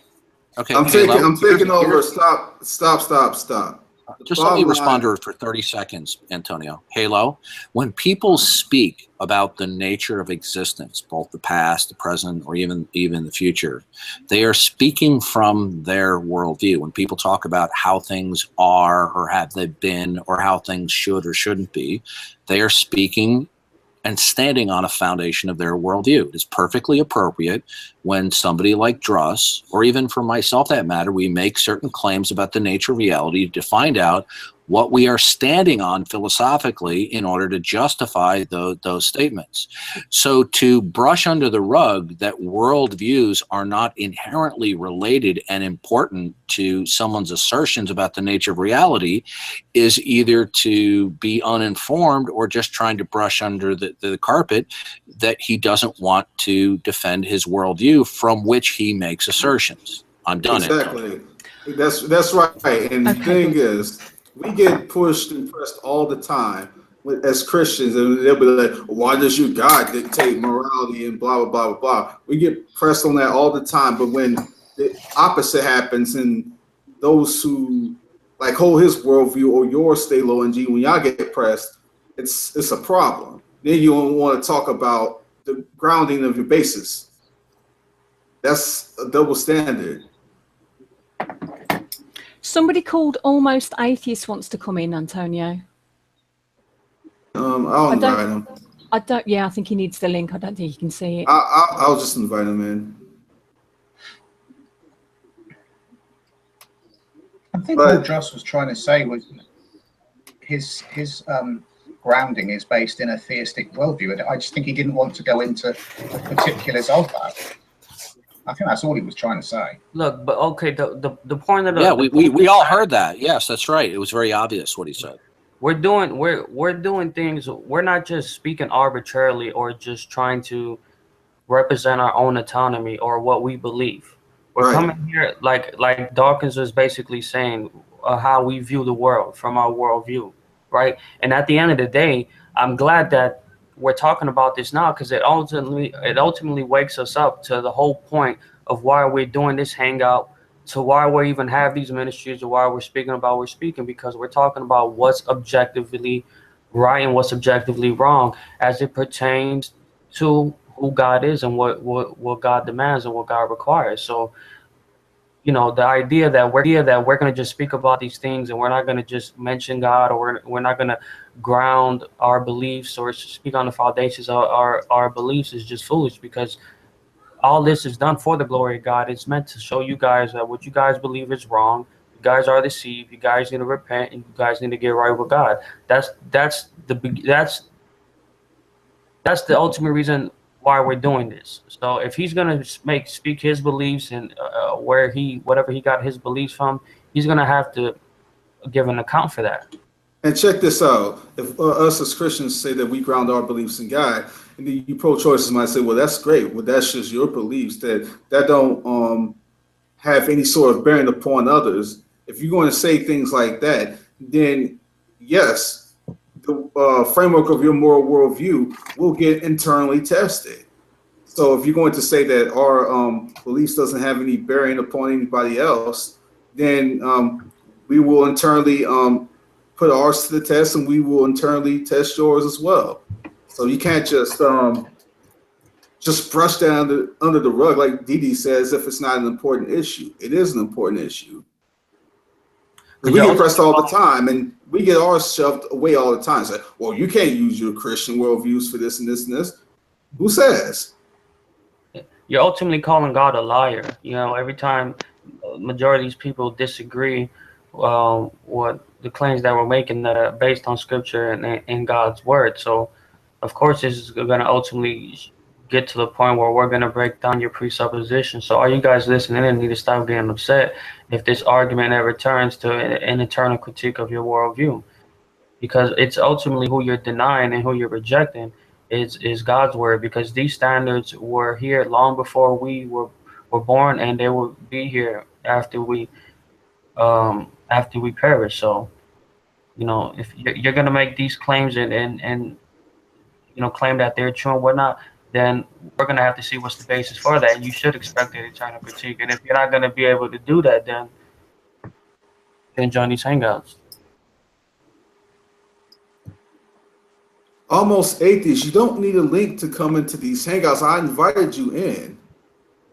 All you got to do is check your Google Plus or check your email, and then you'll find the chat to just come straight in. Do you mean check his the Google Hangouts window? Yeah. Okay.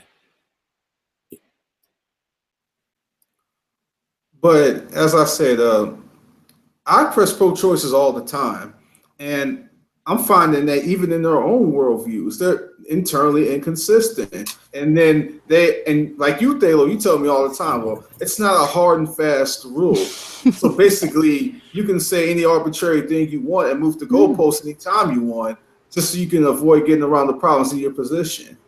But it's true, isn't it? Because it's not set, is it?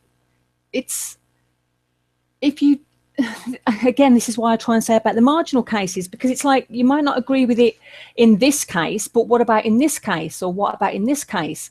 What do you know what I mean? It needs to be looked at, don't you think? Well, obviously you don't. But here's the thing: if it's not set, then why should we say necessarily that it's set once the child is born? Who cares? You just saying that it's set. What do you mean? As opposed to the justifications for killing the unborn. Like it does. There's no hard and fast rule. But you would say once the child is born, there is a hard and fast rule that you don't justify killing the kid. So who says there's a hard and fast rule when the child is born? Who says? Well, I don't know, because we don't kill exactly. You don't know. But I don't know. That seems a strange thing to say. You don't want to know. Well, whatever. Well, that's just you taking Romans 1 out of context. But that's the internal problem with your worldview, then, isn't it? But it's like hold you're on saying. a second. Hold on, Christian. Who were you speaking to when you said taking Romans 1 out of context? Carlos. And you. Okay. How did? Okay, hold on a second. Can somebody hold on. say what Romans 1 is? Okay. Yeah. How did Carlos take Romans 1 out of context? Well, okay, maybe I should not have said that. I apologize, but I apologize for that statement. What's I should not have said that. No, it's fine.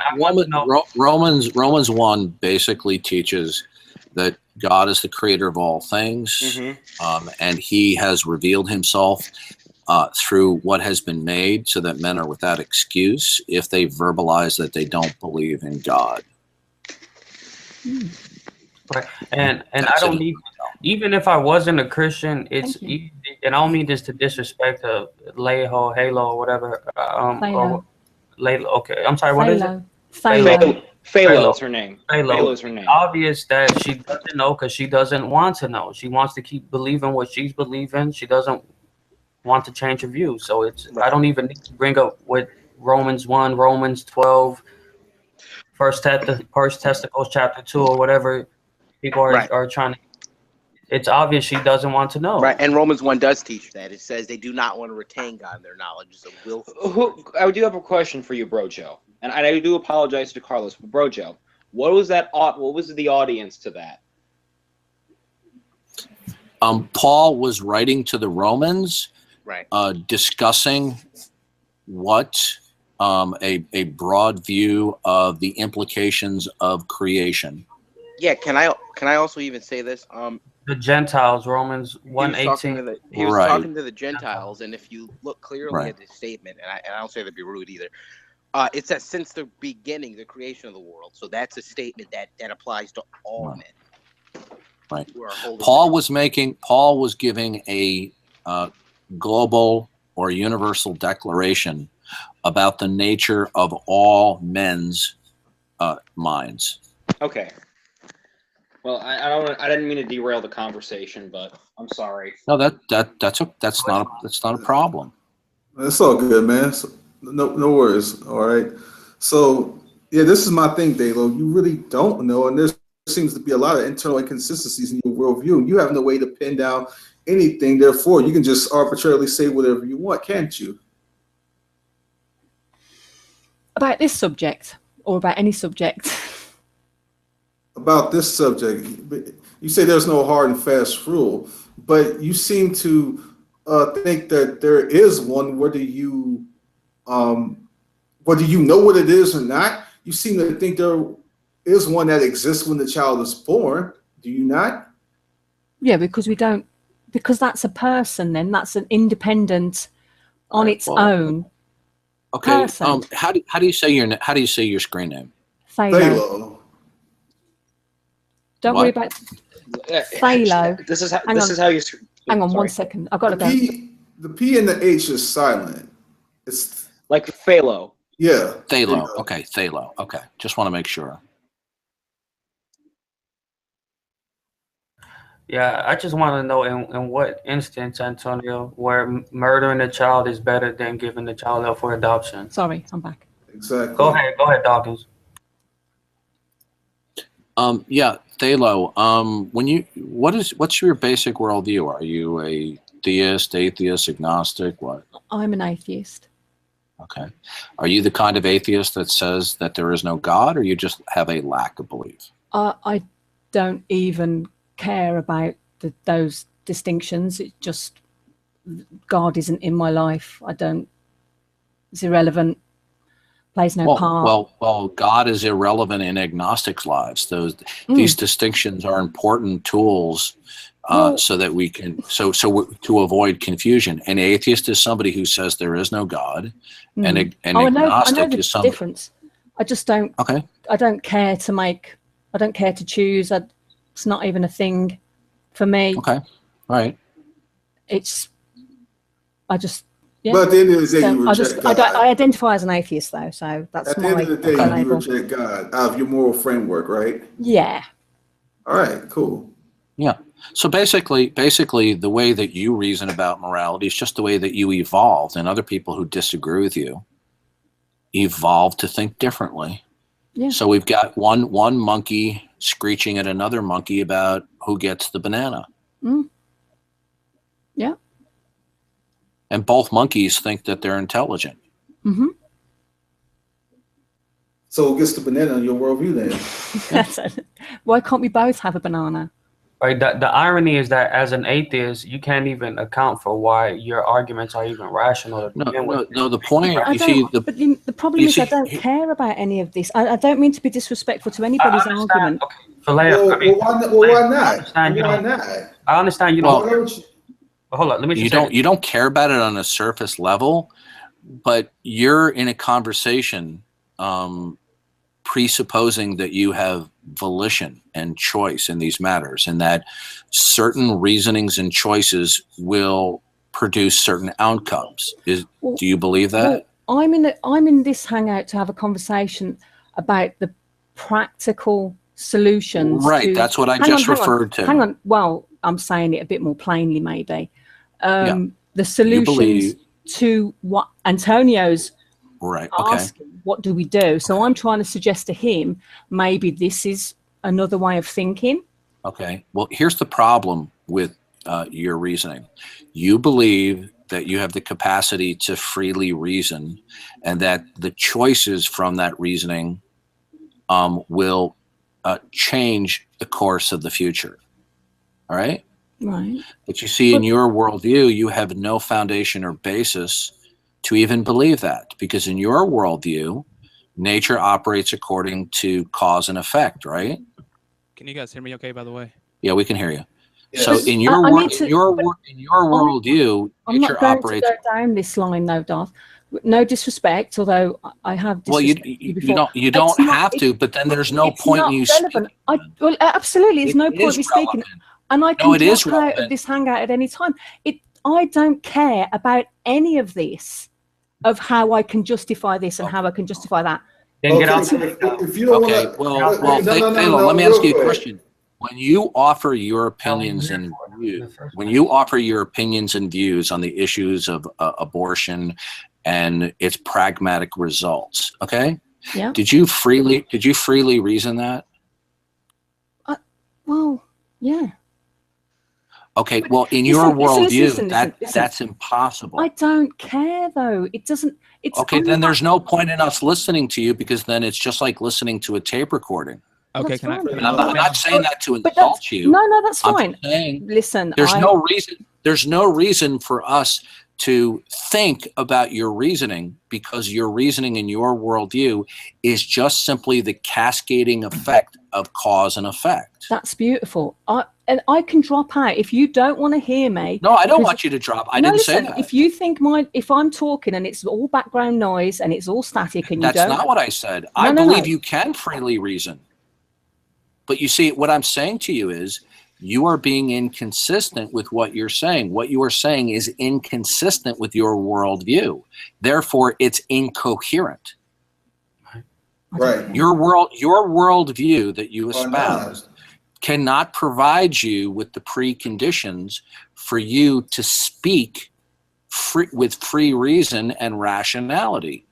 Right. So when you speak, you have an unstated premise when you're reasoning with us, that your worldview provides you with the foundation where you can freely reason and make choices and change the outcome. Well, in your worldview, all that exists is just physics and chemistry. And so whatever brain states that you or I have, these are not decisions, but these brain states are simply the result of prior cause and effect. Yeah. Okay. Wait, hold on. Basically, hold up. You basically don't reason. You just merely react. If you're being consistent with your worldview. There's an illusion of reason in your worldview, Thalo. And what I'm trying to figure out. Let me say this one last thing. I'm gonna be quiet for a long time. I think, and I'm not saying to be disrespectful, but you gotta stop being stubborn and not wanting to deal with the problems of your own worldview, because it's like you seem like you don't care about seeing the flaws in your worldview. How you can't even consistently saying that you're being rational, or how, according to your worldview, you can't even suppose that your beliefs are true. You're just mere atoms in motion. I'm almost done. This doesn't make no sense. How do you get? Quiet. But it seems like the only thing you care about is trying to assert that everybody else is objectively wrong, but you don't want to address how your worldview is wrong. Okay, so hold on. I'm an admin here. The next up is Thalo. She has a minute or two. When she's done, then Almost Atheist goes. All right, I just gotta say something to you, Thalo. Look, Thalo, you are a pleasant lady. You're a very nice lady. I appreciate your contributions to these discussions. She is nice. And I wouldn't want to see you just like, by the time your life is over, I wouldn't want to see someone like you end up in judgment for, having certain pride issues and not really seriously thinking through your position. I wouldn't want that to happen to you. You understand where we're coming from? I hear you. But everything that's just been said to me in the last 5 minutes, does that win anybody over to your, let's say, to your side? Does that win anybody over to your side? To say your reasoning and your worldview and your this and your that, does anybody actually sit there and think, hang on a minute, and they come to your way of thinking from all of that? There are those who do. Okay, I'm gonna answer that. Listen, I'm gonna answer that because briefly. I can't see it. And okay, I'm gonna answer your question. I don't want to see it. That's the All right, I'm gonna answer your question, and then I'm gonna hand the mic over to Almost Atheist because it's turn. In the Christian worldview, which is dictated by the revelation of the Bible, we are not commanded to speak things in virtue of how effective they will be. We are commanded to say things based upon God's directive because that's the way that he has ordained it. Okay? So we don't, if we were trying to be effective, then maybe we wouldn't tell people that there's a heaven and a hell. Well, maybe just tell them that God is just a cosmic love God in the sky ready to bring you into cosmic Disneyland. That sounds good. Okay. Yeah. All right. Can I go now? Yeah, go ahead, Almost. By the way, again, Thalo, I really appreciate your contribution in these discussions. Just think about it, okay? Okay. Are you going to make me a mod now, Antonio? I'll think about it. I'll think about it. That's what I'll say. I am super confused how you guys have the right to distinguish between a chemical reaction and a decision. Like, how can you guys say, oh, well, this is a chemical reaction? You guys are saying that if you're an atheist, basically your reasoning is just a chemical reaction. I can answer that. Okay, I'm listening. Okay, so if atheism is true, number one, our brains operate on neurochemicals reactions that were not consciously engineered. Sure. You agree with that? All right. Okay. Number two, every thought produced in the brain is a result of these reactions. All right? Sure. All right. So then we don't reason; we merely react. No, because the process could be the process still involves awareness. The process still requires conscious thought. So you just can't. No, that's begging the question. What you just said. How? You're assuming and then asserting that those brain states are conscious. You haven't shown how that there's the capacity to freely reason. Are you saying when you say conscious, do you mean free reason or do you mean sentience? Sentience. Okay, so what? There are some creatures that are sentient and some that are not. So what? Yeah. How does sentience equal or include rationality? Because you have to be aware of your decision before you make the decision. You just still that didn't answer my question. How does sentience equal the capacity to freely reason? No, I didn't say sentience equals the capacity to reason. I said it's part of the process in reasoning. Okay, does sentience on what basis, you being an atheist, can you justify that we have the capacity to freely reason given your suppositions about the natural world? Just through experience, I suppose. No, that would be entirely circular. So what's wrong with that? It wouldn't demonstrate that you could freely reason. No, you said how would I know you basically asked me how do I know I'm freely reasoning, and how is it the case? How is it the case that you can freely reason, given the suppositions of how the world operates? In other words, in terms of in terms of the laws of physics and chemistry. Okay, well, granted, I couldn't even prove this. It doesn't mean that I'm not freely reasoning. So that's kind of a moot point. Did I say you weren't? So what's the point then? Okay, what you were objecting to is our examination of what Thalo was saying, and I said her statement presupposes that she's freely reasoning, and that actual free choices can change the outcome of future events.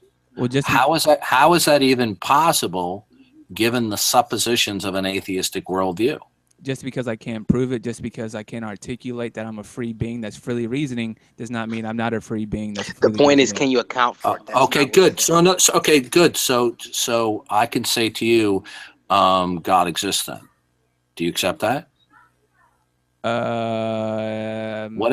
Do you accept it if I just say, well, I can't prove to you God exists, but he exists? Do you accept that? If you can provide a reasonable argument. Do you well, how can you have argumentation if you don't start that it is the case that the God of the Bible exists? How would argumentation even be possible? Is it possible in an atheistic world? It can be possible. Okay. Oh, it is. Okay, good. So, in your atheistic worldview, are there any necessary preconditions or prerequisites for rationality to exist upon which argumentation could be built? Are there any preconditions? Are there any preconditions? Is there anything that necessarily has to be true in order that you could reason? A belief in rationality. What if those beliefs, which are brain states, are the product of chance? Could you freely reason? If you believe you can, then yes. Okay, so you believe if all your brain states are chance, then you can reason. Yes, because it's more than just chance. It's also the physical experience in and of itself. Okay, you believe that you can be a rational person if all of your brain states are product of chance. Given the right algorithm, I would say it's possible. Is an algorithm a regime of validity?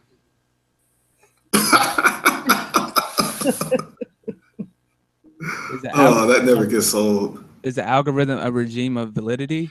Don't answer that. It's a joke. Is the algorithm dependent upon the regime of validity, depending on whether it's disgruntified?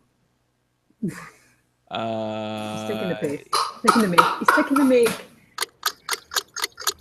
Don't walk into that, man. It's a joke. I would say yes. Yeah, when you see almost atheists, when you throw out terms that are nonsensical to the conversation, it's silly. Algorithm Seriously, dude? Oh, I think I understand DD's point now. Okay, I see where you're going, DD. I feel you. Oh no, yeah, explain it. 'Cause I'm trying to- Almost. You're an atheist. Does nature operate in a law-like way? Yes. Okay, good. Are your brain states the product of a law-like occurrences? Yes, in general, yes. Okay, good. Can those laws be violated? Depends what you mean by violate. Okay. For every event that occurs, is there a cause and effect sequence? Yes, but that doesn't mean it's a deterministic outcome. Is there a cause and effect sequence? Yes. Okay, good. So your thoughts are the product of laws. Then if your brain states and hence thoughts are the product of laws, then you could not have thought otherwise than the preceding cascading events. No, I think that's I don't think that's necessarily true, because what if the laws are in and of themselves random? Okay, good. So then your reason is based upon random occurrences? Not just random occurrences, there's other things that go into the random occurrences. What would that be? Such as awareness. Okay, almost. I got to stop you right here. You are totally out in the dark in left field. You're just spurting out stuff out of your mouth. What you're saying is completely nonsensical. I think you're just shooting in the wind, man. You don't really. Yeah, you're just giving a just. I mean, that's not an argument, but okay. No, I didn't say it was an argument. It was an observation. Okay. You're just saying things that popping into your head that make no sense at all. No, I think you're trying to put me in a corner, but you can't get me into a corner. But well, you got I'm not putting you in a corner. I'm pointing out to you that you're not giving us coherent responses. Now, I don't have to necessarily agree with your response, but at least it has to have a semblance of coherence. Well, what you are saying okay, hold on a second. What you have been saying to me so far is not coherent. Well, just because you don't understand it doesn't mean it's not coherent. Oh, okay, well, good. So explain to me how you can have a rational process about existence when the rational process is the product of randomness. It's not just a product of randomness. You keep saying it's just randomness. It's more that goes into that. It's also conscious experience. Okay, you're doing exactly, again, what I pointed out to you. Saying there's conscious experience doesn't say anything to us. Okay? Conscious experience are simply brain states. Now, what produced those brain states? Is it the law of cause and effect for each and individual brain state? Or are those brain states the product of pure random occurrences? How do you say consciousness is just a brain state? I don't understand that. Okay, your consciousness, you're an atheist, right? I'm open-minded, but go ahead. Okay. So how could you account for human brain states being able to reason just based upon atoms and molecules? Like I said, I experience it, and I think it's true. Brain states. Okay, listen. Brain states happen, but how does the occurrence of brain states that you call experience or consciousness? Okay, how do those brain states that cascade? How do they equal that you can freely reason and be rational? Before you answer that brilliant question, I'm just going to drop out, Antonio. So thank you very much again. Thank you for coming by, and it's always a pleasure, Taylor. Yeah, I appreciate it so much. And I'm sure I'll speak to you soon. Bye. Bye. Everyone. Bye. Okay. You see, your worldview cannot provide you with the foundation of beliefs that you have about existence. You believe that you can freely reason. Right? But in a world where everything is the result of chance, There is no rationality. But on the other hand, I don't think you can say just because chance is involved, you can just do a logical jump and say, okay, there's no rationality. Okay, all right. How do you know rationality isn't within the chance in and of itself? Well, because what you just said was by chance, so there's no reason for me to believe it. It wasn't the product of. Just because it's by chance doesn't mean it's not true. Okay, and how would you determine that something is true? Exactly. How would truth in any particular state of affairs be apprehendable in such a way that you can't be wrong? Why does that even matter to the subject matter? Because you brought up the issue saying, well, it still could be true. Well, how would you apprehend that? Just because I don't know it's true doesn't mean it's not true. Okay. No, but you got to show how it could be true. That's what he's asking. Yeah. Your reasoning. I mean, I want to be careful what I'm saying here because I don't want to be too mean. But your reasoning is pathetic. No, my reasoning is not pathetic. You're the one that's making a logical jump, saying that basically since I don't know something, it's not true. How is logical thought even possible within your worldview? Are there fundamental laws of logic? If you believe in rationale, then you can be a logical person. Here's the problem. Okay. Almost. All right, hold on, Antonio. Hold on a second. Let me finish with this. In order to be logical, must your brain operate in some regular or law-like way?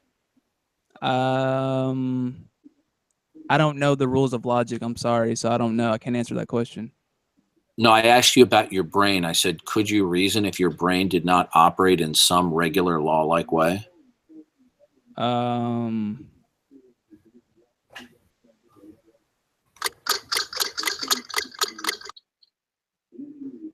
Just say. I'm not sure. Like if I don't know the answer, then. Well, the answer is yes. If your brain was, if your brain, because of the revelation of the God of the Bible, that whatever good things that we have, and that includes the laws of nature and chemistry and physics and knowledge and wisdom, are ultimately an endowment of the God of the Bible, and he has revealed that. That's how I know it. Now, when you reject that, you're going to have to build your worldview from square one.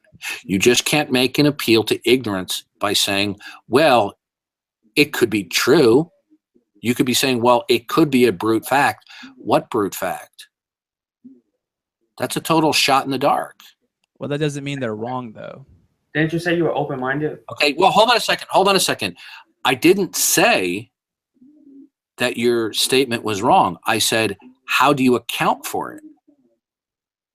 So basically the presuppositional you could say purple unicorns making Girl Scout cookies while wearing Levi's jeans on a planet far, far away a long time ago existed. Doesn't mean it's wrong, right? Yeah. Okay, good. So if you're going to make statements about the nature of reality, you're going to have to start from square one in your worldview. Okay. How is it that you can reason in your worldview? What I'm trying to say is, I was under the thought that the presuppositional argument basically debunks atheism, but from what you're arguing, I'm talking. No, you're in my hangout, dude. You're dodging the question. I'm not dodging. You're not answering the question. I'll answer it when I get done. I'll answer when I get done. No. But now answer the direct question he asked you. You're going on a rabbit trail. I'm not. I'm just explaining myself. Well, he's the room owner, and he just told you what the rules of the room are. And the reason why he's asserting that is because we've had conversations before. You've been asked a very clear and specific question, and you respond by not answering the question and talking about something that is semi-related. Now, how is it that in your worldview you can account for rationality? Account for what? Rationality. Why do I need to account for it in the first place? Because then you would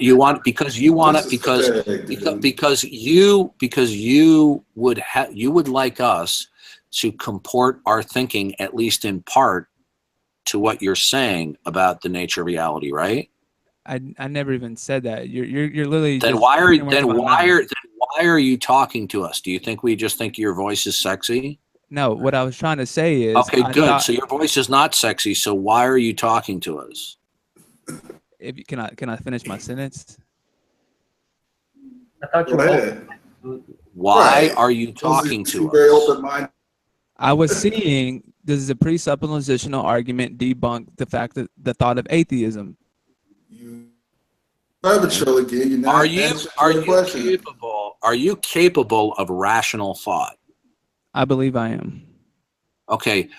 Is the regularity or uniformity of nature a necessary precondition for you and me to be rational? I'm not sure. Okay, good. Well, the answer is yes. Right? Now, if all of a sudden we opened up your skull and we could keep your heart pumping and we scrambled your brains in a Cuisinart and put it back in, would you be able to reason? I'm not sure. No, I don't. You're not sure if I scrambled your brains in a Cuisinart and put it back in again, whether or not you could reason. Probably not. I'm not going to make any. Okay. Well, how about this? I'll make it a little less graphic. What if I did the good old fashioned lobotomy that they did, where part of your brains were scrambled? All right. Would you be able to reason? Or part of my brains are scrambled? Yeah. In a lobotomy, would you be able to reason? No, you wouldn't. So you see, your ability to reason is due in part to the uniformity of nature and that your brain is operating in some regular way. Okay. That's a necessary precondition. Now, does nature operate in a law-like way? In general, yes. How do you know that? How do I know it? I didn't say I knew it. Okay. But So, you say it does. so the answer is I don't know. No, the answer is I believe it does. Okay, yeah, but your brain then is just a product of chance. Aren't you? Let me ask you a question. Are you an atheist because there's an insufficiency of evidence for God? I never said I was an atheist, but are you almost an atheist due to the insufficiency of God, evidence for God? That's the almost insufficiency. Yeah. Yeah. I would say the thing that pushed me towards atheism would be the people that promote their religion. Okay, dude. Hey, dude. You have comprehension problems. I ask you a question and then you come back, and this isn't the first time, but just about every time we've had a conversation, you come back and you answer something semi-related, but not what I ask you. All right, ask it again. Okay. Now, every time you do that, I'm going to remind you, right? Sure, now, you see, are you a non-believer, almost an atheist, due to that there's an insufficiency of evidence of God's existence? I wouldn't say that. No. Well, then what is it that compels you to be almost an atheist? What would that be? Like I said, the people that advocate the religion. Oh, okay. So in other words, God probably doesn't exist because there's some bad people on the planet who behave badly. Does that make sense to you? No. I didn't say that, but you're putting words in my mouth. That's exactly what you said. That is what you said. You said it was about. Can I? That's not. Okay, you know what, guys? This isn't going to go anywhere. I've had a number of conversations with almost atheists. He does not have the ability at this time to converse properly. He has a poor memory and he doesn't answer questions.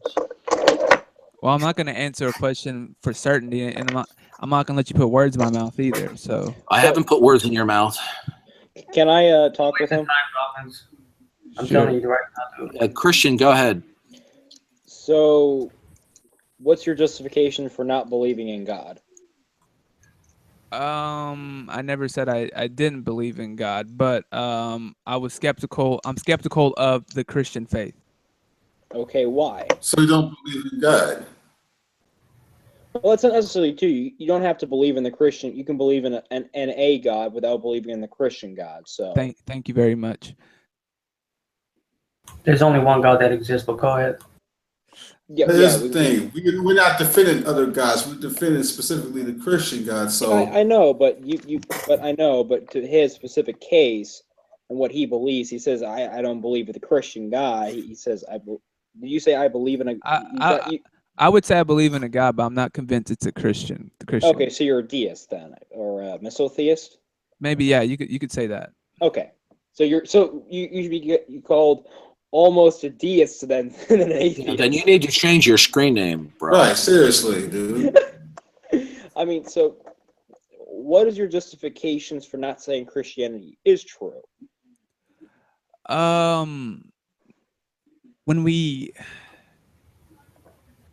feel that it takes belief is inevitable. Okay. You feel. I feel that belief is inevitable. You know. Feelings you feel. I think he freestyles every answer he says. He's whimsical. Yeah, I told you it's a waste of time having the conversation. I literally didn't get to finish my statement because people. You haven't thought this through, man. But can you finish the statement? Can you finish? Go ahead and finish. Go ahead, almost. I feel that belief is inevitable, and when we look at the Bible, it was written by a man, and to my knowledge, man is not perfect. Why do we have libraries? It wasn't written by a man. But Can you go finish go back to Carlos's question. Why do we have libraries? Should we remove all our libraries? Hold on a second. Why do you go to the doctor? Because you see, your doctor and then the pharmaceutical companies, they're all fallible. They're men, yes. Yeah, and by the way, why do you trust your own reasoning when you're fallible? I guess you're going to not to have to trust your conclusion that you just made because you're fallible. I don't operate on the logic of it's fallible, therefore I absolutely don't believe it. You just did in regards to the authors of the Bible. I'm trying to explain myself. I'm saying you're entire. Hey, dude, man, you are entirely inconsistent. You said because the Bible was written by man, that's why you're not going by it. Would you have us believe that you were not referring to the fallibility of men? Exactly. Well, my argument is if it's fallible in general, I will not believe it. Good, then you shouldn't believe yourself. Exactly. Bye-bye. Yep. Checkmate. So long. Nice talking with you. You shouldn't be here. That's not a checkmate because I said in general. Hey, dude, it is a checkmate. You just don't realize it. You have just cut your throat philosophically. How? You have said, I am not going to accept the Bible because the Bible is the product of men. First of all, that's what we call conjecture.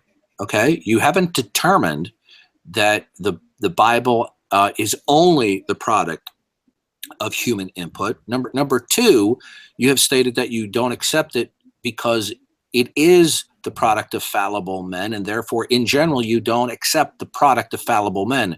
Well, that would include your reason that just spoke that. No, that's right. No, it wouldn't include. No. It wouldn't include my reason because I said I don't in general accept. Okay, good. Then that's even worse because then you're applying your criterion in an arbitrary manner. Right, you're just kind of shooting in the wind. You don't. Yeah, you're just every time you're shooting yourself in the foot every 10 seconds. No, I'm not. You guys don't understand. Okay, good. Then explain to me if you don't apply that criterion consistently, then you apply it non-consistently. Is that correct? Yep. No, I'm applying the general aspect consistently. Okay, you apply it in general, which means not in all instances. So in other words, you do not apply that criteria consistently. Is that correct? Exactly. No. You're missing what I'm saying. I'm consistent. Dude, man, I'm getting an itchy trigger finger, man. I'm getting a really itchy trigger finger. Do you apply your criterion not to accept information from fallible sources? Do you apply that consistently? Yes or no? Yes. Okay, good. Then you have just cut your throat because then what you just reasoned would not be reliable because you're not fallible and you couldn't speak that. You're what? Exactly. Wait, what? You guys, if you just want to win them to Christ, if you guys want to win them to Christ, you got to use the good old-fashioned liberal logic, man. If he, yeah, well, we're going to have to. Well, listen, no, we're going to have to break out the rock music and the go. No. If he Go ahead, disagrees with you, just call him a racist. That's all. Good one, Atheist, the reason why you don't believe in God is because you don't agree with us, and that makes you a racist. Yep, that makes you a racist, bigot, a Christianophobe. Right. Okay. Almost. I just heard that you. was You a joke. tried to call me the N-word. I heard it. Okay. Yeah. Okay. So almost. That's True something or that false? would say. Do you apply the criterion consistently that anything that is the product of a fallible human being you don't go by? You're putting words in my mouth. I will tell you what I'm saying. No, I didn't put words in your mouth. It was a question. I didn't even say that. Is it okay? Listen again Let me carefully. handle it. Is it your criterion that you consistently will not employ the reasoning or products of fallible human beings? If it comes from a fallible source, I will be skeptical of it. Okay, good. Are you a fallible source? Yeah. Okay, good. Then, good night. Bye-bye. Conversation over. Can I please speak? Go ahead, Christian. Yeah, go ahead. You did make a comment about you don't join Christianity because of other people, correct? Yeah. Okay. Now, we would have to do that same criteria. If we were to use that same criteria, the atheist, does that make atheism not true? I know you're not an atheist, but I'm just saying that to any other world religion out there, just because the people are mean and stuff like that, and don't mostly follow the commandments, does that make the religion false? No. Okay, then. Then in general, if it comes from a fallible source, I'm skeptical of it. It's already all he's been able to do is to speak from opinion at this point. So he's not really presenting anything objective. All right. It's already a wrap. Almost. Is your reasoning fallible? It's already I'm not sure. So You're not sure? How are you sure? Then how are you sure that other people's reasoning is fallible? When did I say I'm sure that other people's reasonings are fallible? You said the authors of the Bible were fallible. Right. You were so sure about that? It's a product of man. You're being inconsistent, dude. Come on. You're not even listening. You know what? Okay, well, in that regard, you could say that that's some inconsistency. Yeah, but by the way, I'm not trying to be mean. What you need to do is you need to step aside in the next couple of weeks or months and to start reading some basic books on logic and reasoning. You do so far in the last 3 or 4 conversations I've had with you, and I'm not saying you're a stupid person. You are not a stupid person. I think you're an intelligent person. I think you're a nice guy. But you do not have coherent reasoning in the last 4 or 5 conversations I've had with you. Okay, well, you guys asked me why I don't believe in the Bible. I said it was written by fallible men, and then you say, well, it's because they're fallible. Or you said something like, are you fallible? So therefore you can't believe yourself. But I said, okay, I'm going to ask you a question. The Bible, have you read the Bible? I read a lot of it, but not all of it. Okay, good. Does the Bible teach that the God of creation is infallible? Yes. Okay, does the Bible teach that the holy men of God, moved by the Holy Spirit, spoke? Does the Bible teach that? Wait, what? Does the Bible teach that men spoke, prophets spoke of God when they were moved by the Holy Spirit to speak? Does the Bible teach that? The answer is yes. Okay, good. Now, the Bible also says that all scripture, and that's referring to the books of the Bible, is God breathed. Okay? It doesn't say he inspired their ideas or thoughts. It says that the very words are God breathed. Now, can God exude something that is fallible? The God of the Bible, can he exude that?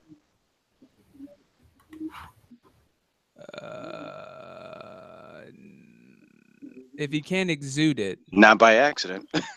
if he No, if no. he, if he can't exude something that's let's say God reveals information to us, can't we misinterpret that information? Can God exude by his breathing scripture errors? I don't think God can exude.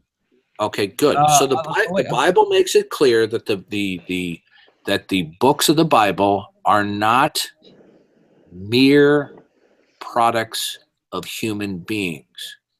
Okay? So you're saying we can't misinterpret what he gave us? I did not say anything about an interpretive process. What I did say was the product of the words of the Bible are God breathed. Okay? The Bible makes it clear that God cannot lie. He cannot exude falsehood. He can only exude that which is true. Now, if that is the case, then there is not a problem with human fallibility or fallibility, because that will be circumvented due to the omniscience, omnipotence, and always truth-revealing nature of that God who exudes the words through the authors of the Bible, whom he moved through his Holy Spirit. And Dawkins, let me say one thing, because his claim is that we could misinterpret what he's saying, but that logic works against himself if he doesn't. Right. Well, that's a separate discussion. Okay. Now, you can choose not to believe that the God of the Bible exists, but when you say I don't reject it because it is the product of fallible men, that is what we would call what's the word I'm looking for? It's it's not unargued presuppositions. It is conjectural bias. You have a bias that since they're fallible, there is no possible way in which they could write infallibly. I didn't say there's no possible way they can write infallibly. You said they were fallible, therefore you don't trust it. I said in general, if it's coming from a fallible source, in general, I'll be skeptical of it. Well, the Bible is coming from the Bible is all scripture is God breathed. Therefore, by its own testimony, it is not fallible. Now you can choose not to accept that. God gives you that choice. No, it's not. So everything in the Bible is basically perfect. The words that God breathed out are without error. But didn't you say that didn't you just say that the Bible is infallible?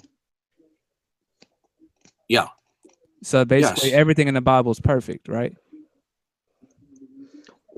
Everything that the Bible everything that the Bible affirms to be true is true. There are recordings. Hold on a second.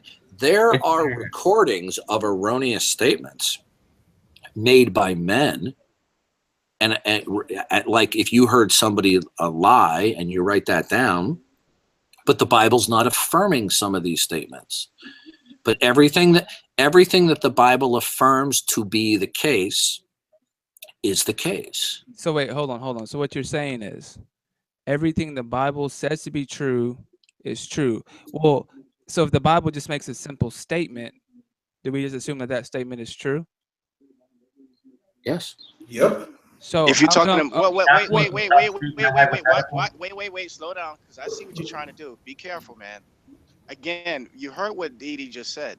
He says the Bible is a record of things that happen. So these things are true, but that doesn't mean that it's affirming some of the things that people in these accounts have done. Right. There are for example, when David killed Uriah, is that something that the Bible teaches us to do? Is that a prescriptive text? No, it's descriptive. So exactly. But instead of speaking of hypotheticals, give us examples of what you believe is not true. Okay, I'm kind of confused here because it sounds like you guys are saying that everything that's in the Bible is true. Okay, what is that is not what I said. I just explained it to you. Everything that the Bible affirms to be true is true. What do you mean affirm to be true? Can you explain on that? Oh my gosh. Everything that the Bible affirms to be the case is truthful. If the Bible quotes somebody that they uttered a falsehood, the Bible is not affirming their falsehood, but is affirming that they spoke words that were false. Right. Wait, So so when the well, Bible almost says- give us an example of what you think is not true. No, okay, no. So I actually have a New Testament in my hand right now, and Oh, good. So I'm reading from Acts. I think this chapter 21. Acts 21, chapter or verse 27. Okay. When the 7 days were nearly over, some Jews from the province of Asia saw Paul at the temple. So would that be a true statement? Yes. Yes. Okay, so this is what I'm confused about then, because you guys are saying that Confusion doesn't mean anything. I have to point that out real quick. Yeah, it's an historical. That's an historical account. okay, I didn't. Okay, well, this is what I'm confused about is if you look at the four gospels, theoretically speaking, they all can't be true because Wait, whoa. Hold on a second. What the heck? Okay, hold on. Why can't they be true? Wait. I saw a Wait a minute.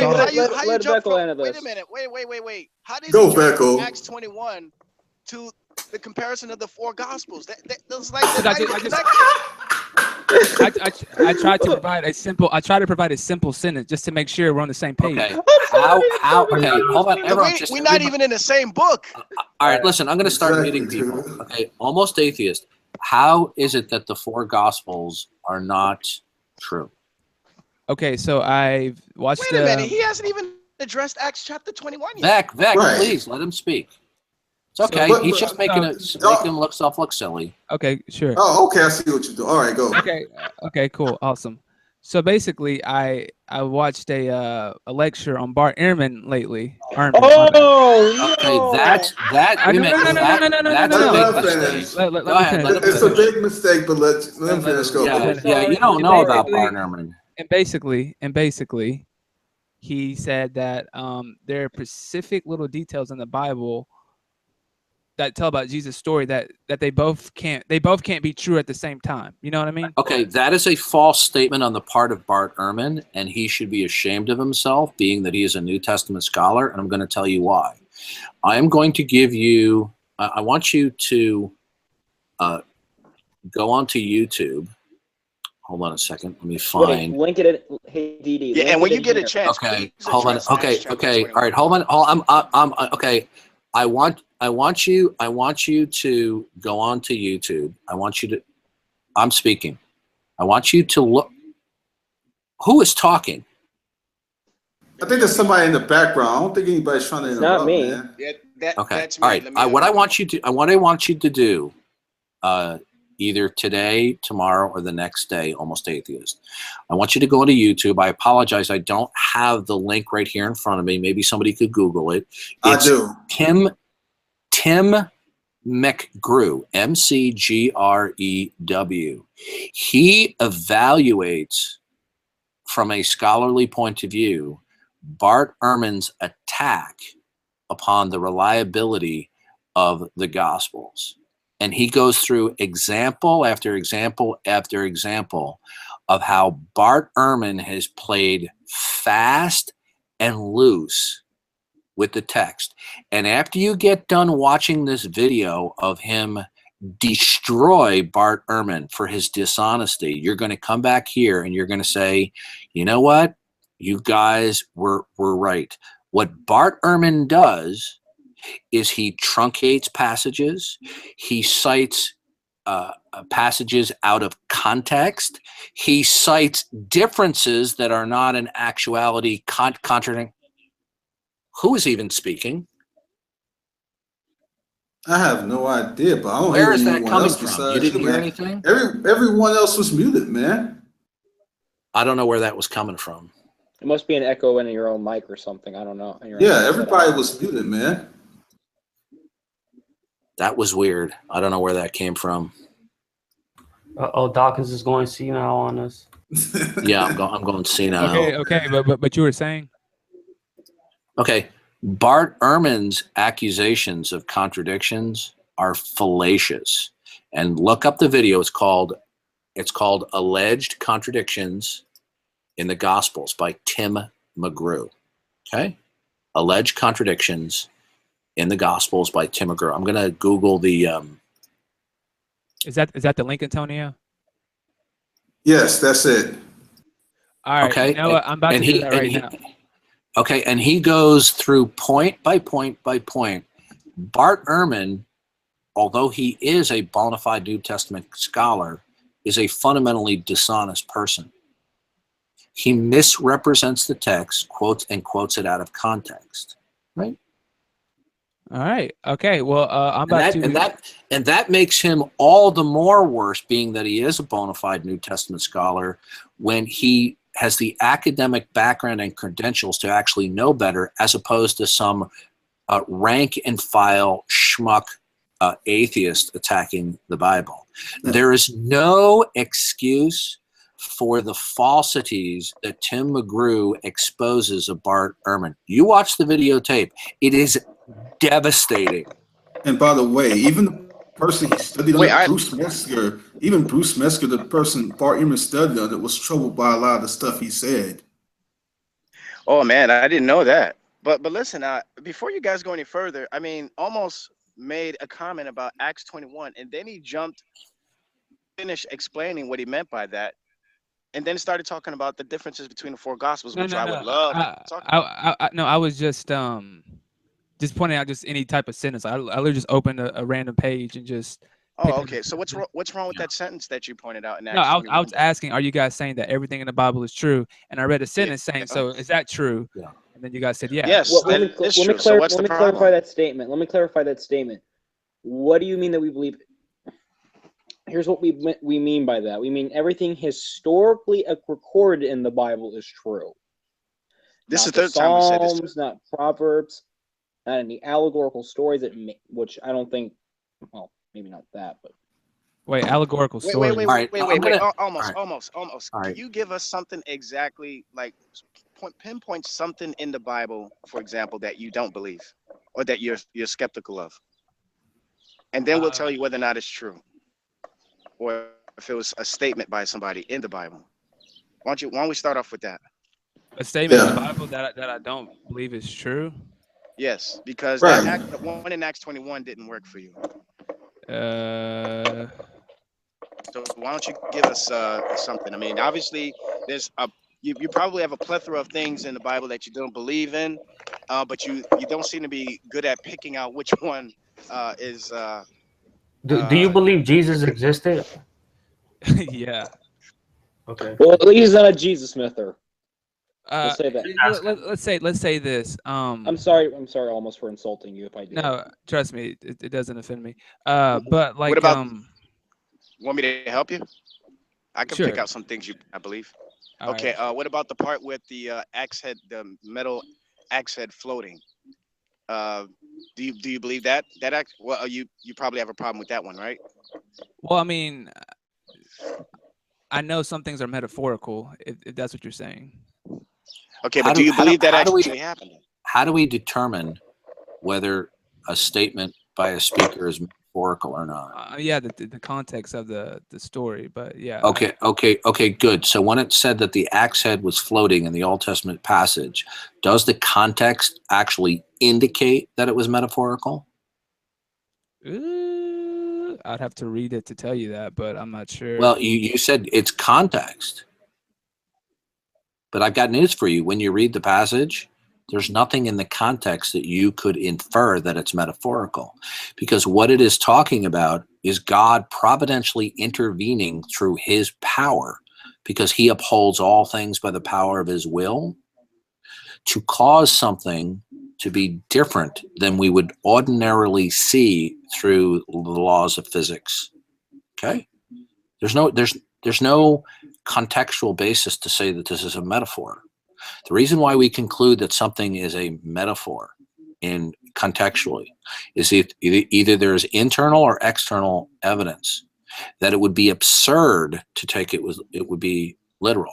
Now, if somebody thought that the floating axe head or any other miracle for that matter should be taken figuratively because it's absurd, well, why would it be absurd? Well, only if they were an anti-supernaturalist. On the other hand, when Jesus said, I am the door, I am the good shepherd, okay, and he gave other I am statements, the reason why we take it metaphorical is because the context indicates that he was not being literal, that these were symbolic representations in order to truncate his words. That's why we use metaphors, so we can reduce the amount of words that we use. Well, I need to go look up this video, but before I go, I need to ask you guys a question. Do you guys believe that Jesus is God? Yes. Oh, absolutely. Yes. Absolutely. I can give you verses. We don't believe it. We don't believe it. We know it. Okay.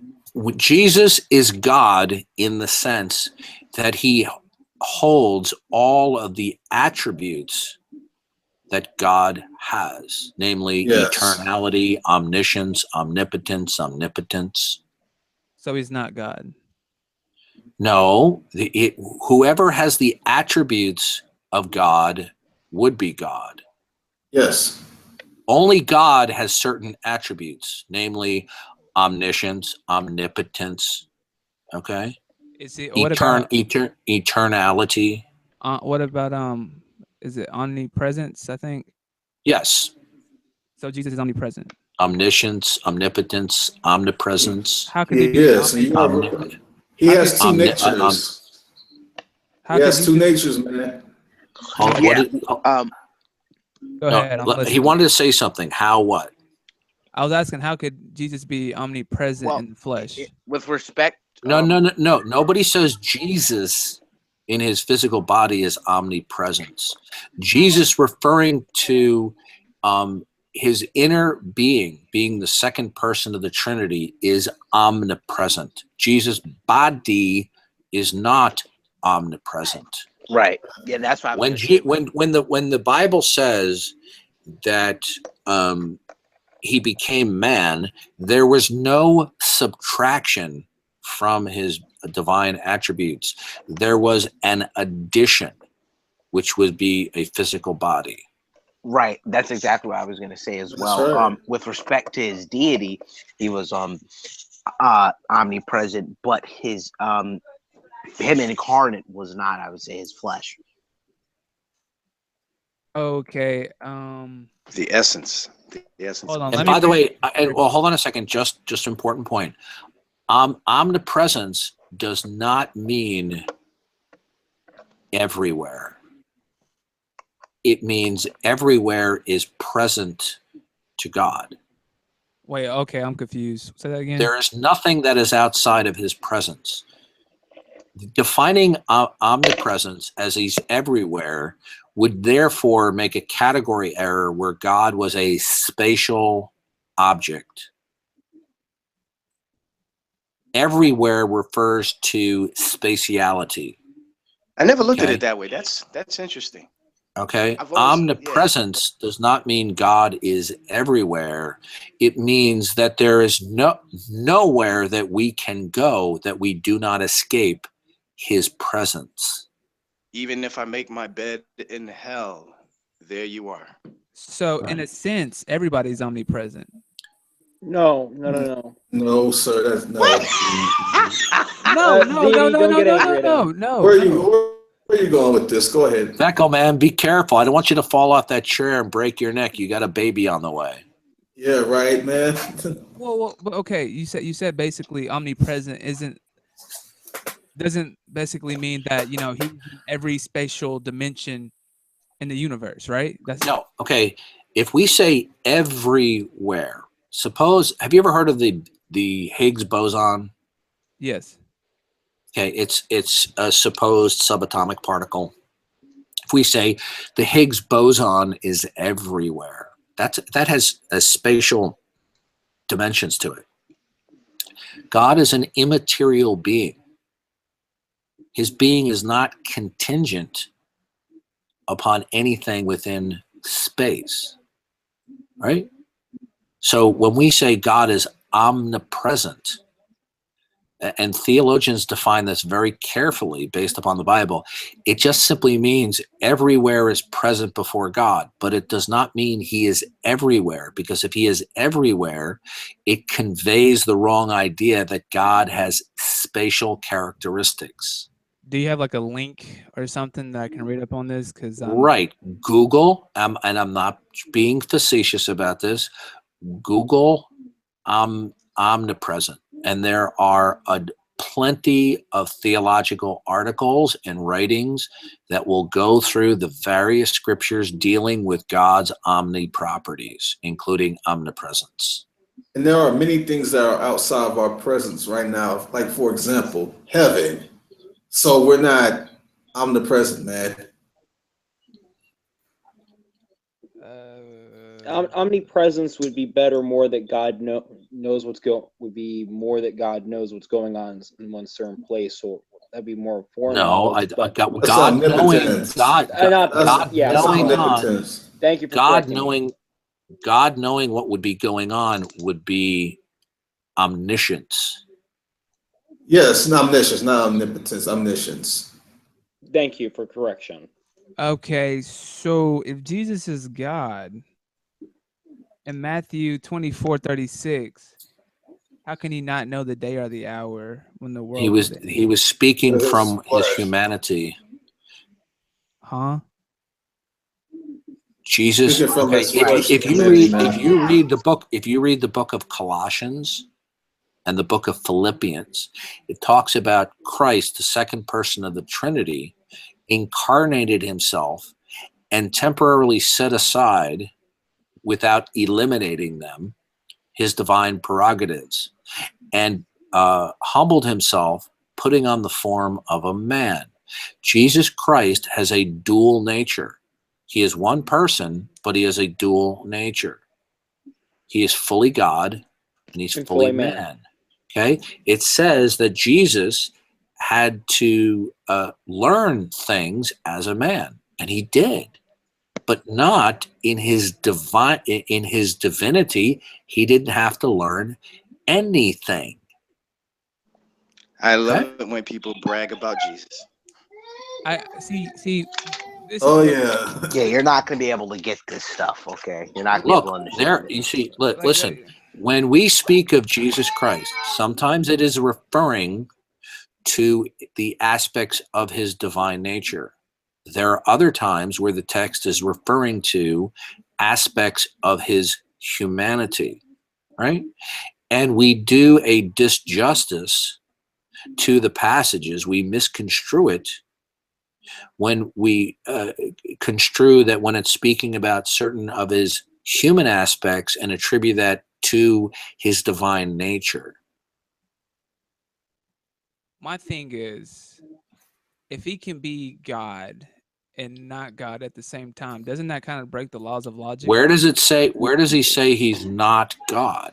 Because you said he has dual properties, as in he's God, but he's not. He is God and he is man at the same time. There's no contradiction in Jesus Christ being fully God and also having the nature of man. Right, and also here's the big problem when you say stuff like that. And this is kind of the misapplication that we see in secular thought of the law of non-contradiction. That law is not used to judge God. Okay, that is a law that God has created for us to understand the world around us. And we're not going to be able to get these things of God. All right, does not make it a contradiction. It's because your limited, finite mind can't understand the infinite God who is not limited. That doesn't dictate or doesn't necessitate it being a contradiction, because he's fully God and fully man. Okay. So that's another misapplication or misuse of the law of non-contradiction that doesn't start with God first and make God Lord. So you guys say that God is fully God and fully man at the same time. Okay. I'm just making sure. And all right, Dawkins, go ahead. We've explained this a million times. I don't really know what. Well, okay, but you have to realize these concepts are kind of hard to put your head around when you're saying something. You're never going to put your head around it now. Does that mean it's not true because you can't put your head around it? Right. If you're not going to get it, you're not going to get it, man. Right. If I don't understand, none of us in this call will fully be able to understand it. So wait. You said nobody fully understands this. No, not fully understand it, but what we do understand is that God is a God who does not lie, and He reveals in Scripture that Jesus Christ incarnate, right, was fully God and fully man, and that's true. It's true whether or not you believe it, right, and it's true whether or not you understand it. Okay, that's the problem with man. He wants to understand, fully comprehend God, and you're never going to be able to do that. Okay, well, can you at least provide an analogy where something is fully one thing and fully something else? Again, I'll respond. Yeah, me. I use myself as a perfect example. Okay, go ahead. Right. We are flesh and spirit. I'm both a husband. I'm both a husband and a father. My nature hasn't changed. I'm still me. Right. We are beings in flesh, but we have a spirit. Okay, hold on. That Right, and that's not completely analogous. That has errors. It's not. It's not. Trinity. I'm not saying Trinity it is. Right. Nobody Analogies ever are not do going Trinity to justice. Right. Okay, no. Okay, listen. That makes sense. So, well, okay, listen. You said you're a husband and a father. To be. Yeah. Now, I look at that and that makes sense. But when Two I think different of roles, the nature, but the same essence.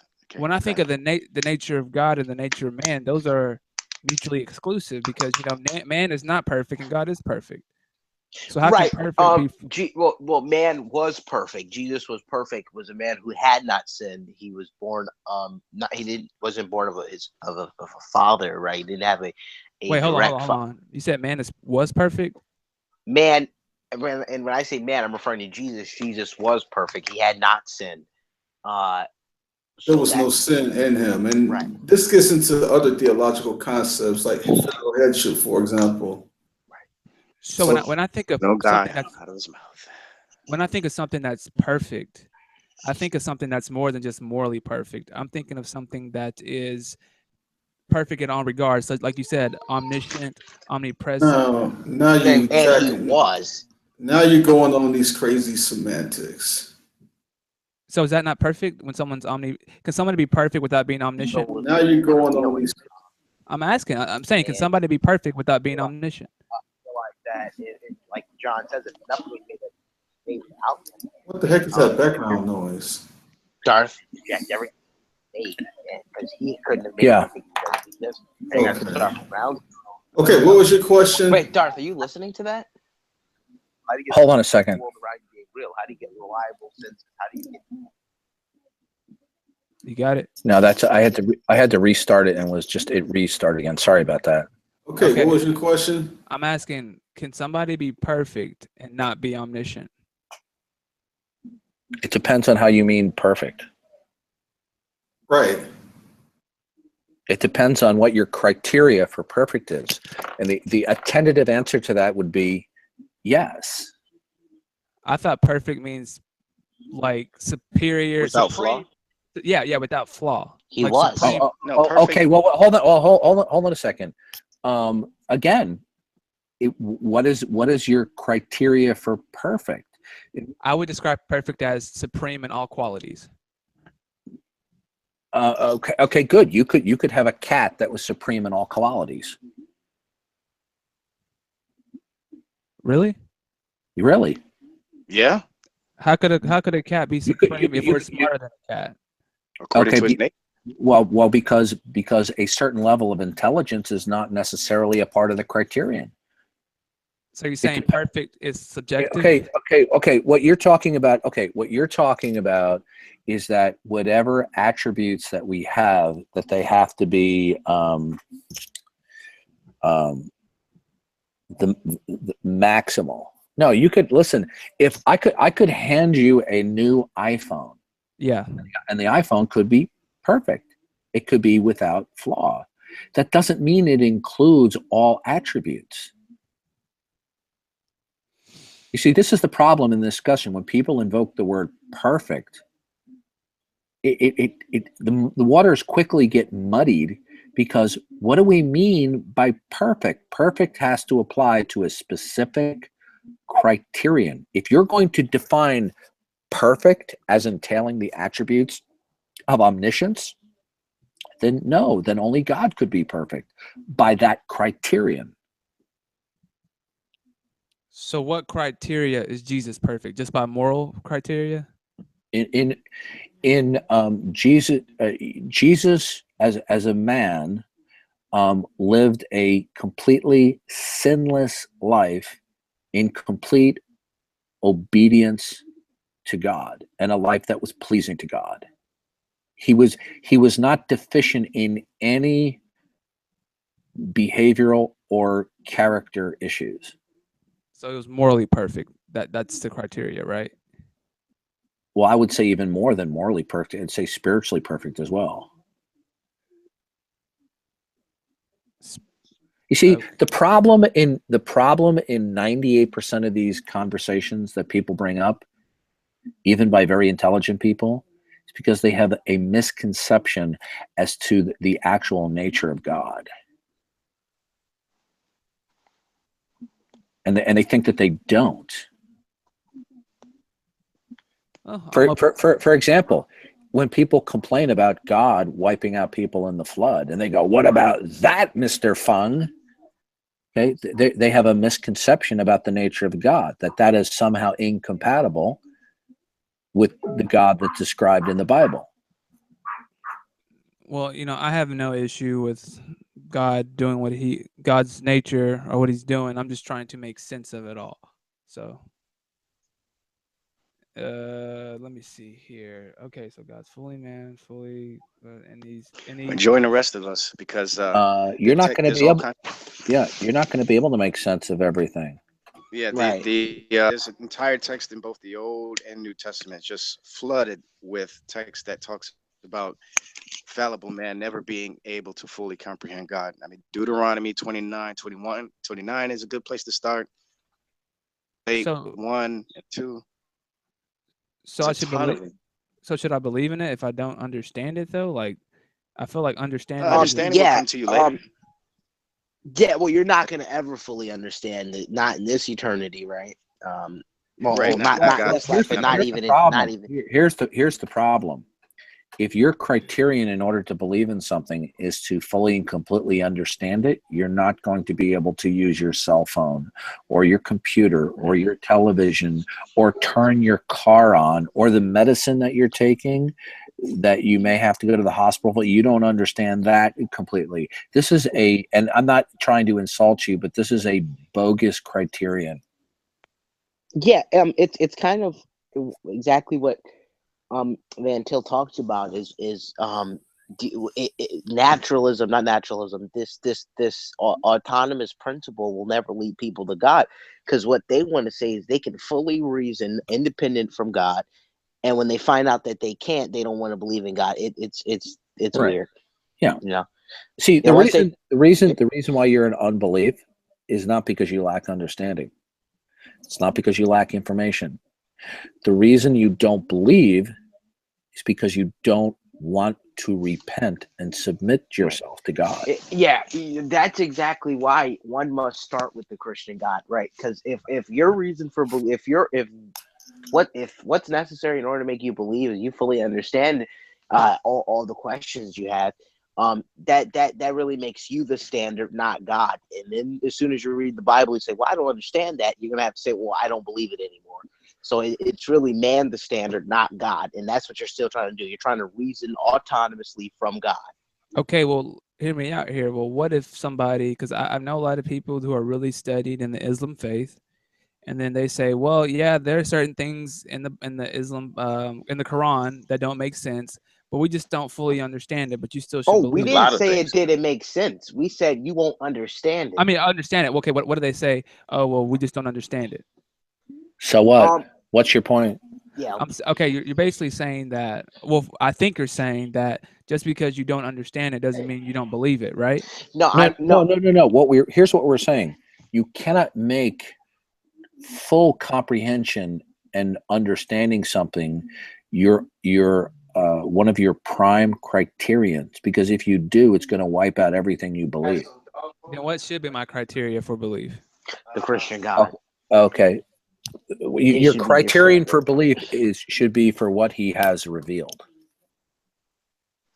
Okay, and he has revealed his existence through what has been made, so none of us are without excuse. That ever since God created the universe, his divine powers and attributes have been clearly seen through what has been made. So none of us are without excuse. And if somebody says, no, I don't really clearly see it, say, oh, okay, so you don't believe that there are cause and effect then? Well, yeah, I believe that. I say, okay, good. So that what exists that you see all around you, is that the product of cause and effect? Yeah, okay, good. So is it the product of an infinite regress of cause and effect? Nobody could affirm that, because that's irrational. It's untenable. So what we actually see is abundant testimony that there is something that is eternal, that is without beginning or cause, whose properties and attributes brought about the initial conditions of the universe. And at this point, the atheists go, yeah, but that doesn't mean it's God. Say, yeah, but why do you object to it if that entity is conscious? You see? Okay. It's not necessarily the fact. Look. Let me explain something to you really clearly. When God created this world, this universe, that is a type of revelation, right? Most people think of revelation as just the Bible or God speaking to Moses on the mountain. God's creation is in itself a type of revelation. Everything that God created is a type of revelation. Now, when God created Adam and Eve, when God created Adam and Eve, he gave them a revelation. Do not eat of the tree of the knowledge of good and evil. Now, Adam and Eve had a choice. Either they can accept the revelation of God as it has been given, even though they had no means upon themselves to determine that, or they were going to bow down to their own reason as above the revelation of God. Okay? Sure. Now, when it comes to the revelation of God in nature and how he reveals himself innately into your mind and my mind and through the Bible, God has given that revelation. When somebody says, well, how do I know? It's because God makes us know that it's his revelation, but then we choose accept or to suppress that. All right? That's all there is. Because you see, when it comes to the non-Christian worldview, you have no ultimate means of verification for the very core beliefs about the nature of existence. You adopt them. Otherwise, your existence is completely meaningless and absurd. You don't adopt your core beliefs about the nature of existence because you have proof or justification. You see, you adopt it because to do otherwise is insanity. Well, the same thing is true with the revelation of God. Don't accept the revelation of God because you insist that it needs to be proven first. Well, you have now exalted your human reason to the position of God. And what proves your human reason? So you see, when it comes down to brass tacks on Judgment Day, no one is going to say, oh, I didn't have enough evidence, whatever. It's going to come down to who you're going to submit to, the God who has revealed himself, or to your human reasoning that is not proven, nor could it be proven by adopting human reasoning. So the question is, who will you bow down to, God or yourself? That's it in a nutshell. And people say, well, no, I'm not doing that. I'm just worried about all these other alternative claims. You know what? Why do you think it is the skeptics always attack Christianity? They don't care about these other religions because they know they're bunk, because they know that Christianity is the best candidate for the revelation of a God were he to exist. Right? Well, I see in the Bible that it says, don't idolize other gods, right? We are not to No. worship. We are not to worship other gods or Yeah. fall down to them. But nowadays it's basically the modern paradigm, is that Jesus is God. In the Quran, what it does is saying, no, Jesus is not God. You guys fell into a trap. So when you try to make sense of it, we're like, well, maybe we have fell into a paradigm. So that's why I want to know for certain that, okay, yeah, Jesus did die on the cross. He rose again, and blase, just to make sure that the Quran, which claims to be a third revelation of God, is wrong. Well, first of all, it's very clear from just even a basic historical analysis that the Quran is a human ripoff of Christianity. It's painfully obvious looking at it. But not just Christianity either. but see, right. at that point, but hold on a second. But then when you look at the Quran's claims, there are numerous internal inconsistencies which are actually contradiction. For example, the Quran affirms the revelation of the Old Testament and the Gospels. It affirms the prophet status of Jesus Christ. The Quran affirms that God has no son, yet Jesus Christ, the one thing that you can take away from the Gospels that stands out among the most is that Jesus Christ proclaimed that he was the one and only unique Son of God. Right? But the Quran says God has no son. But wait a minute, who said that? Jesus. Well, who is Jesus in the Quran? Jesus is a prophet of God. Well, then if Jesus is a prophet of God, but God has no son, then Jesus, the prophet of God, prophesied falsely. But then Allah's prophet is a false prophet. You see the problem? And I could go on and on. But doesn't that assume that the New Testament is correct? No, what it assumes is that the Quran contradicts itself. The Quran is incoherent.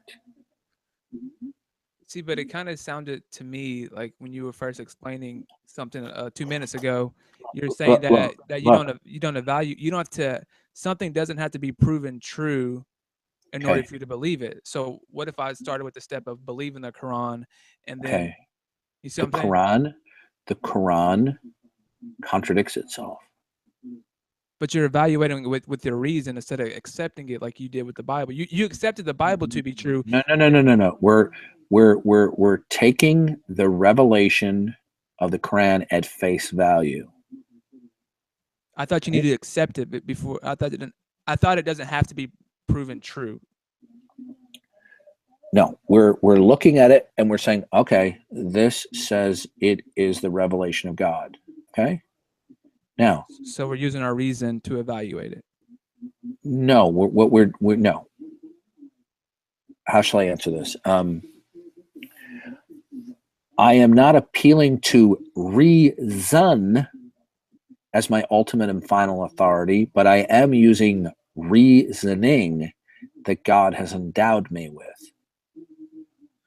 Oh my gosh, I'm confused. Okay, well, reason is that human reason alone, apart and independent of the revelation of God, is all that there needs to be in order for me to determine that something is true.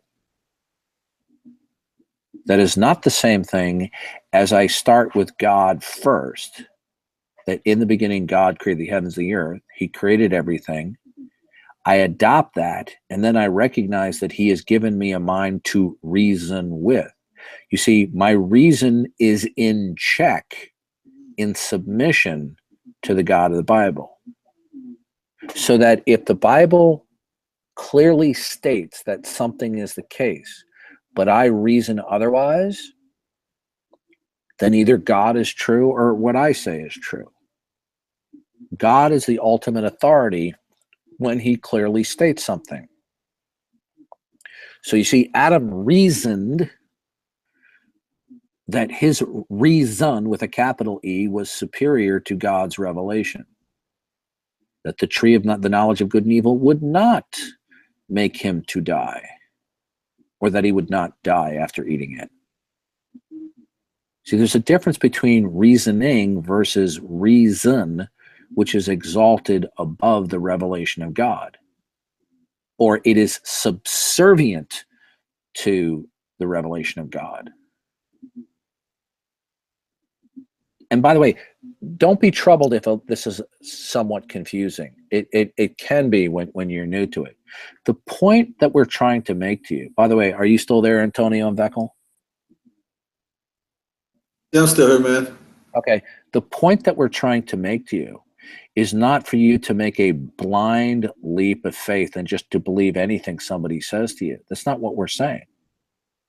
But what we're saying to you is this, is God has communicated with his creation.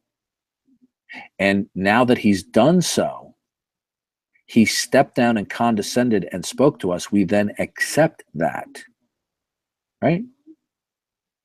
There's no reason to reject Christianity. There are all the reasons in the world to reject the counterfeits of Christianity.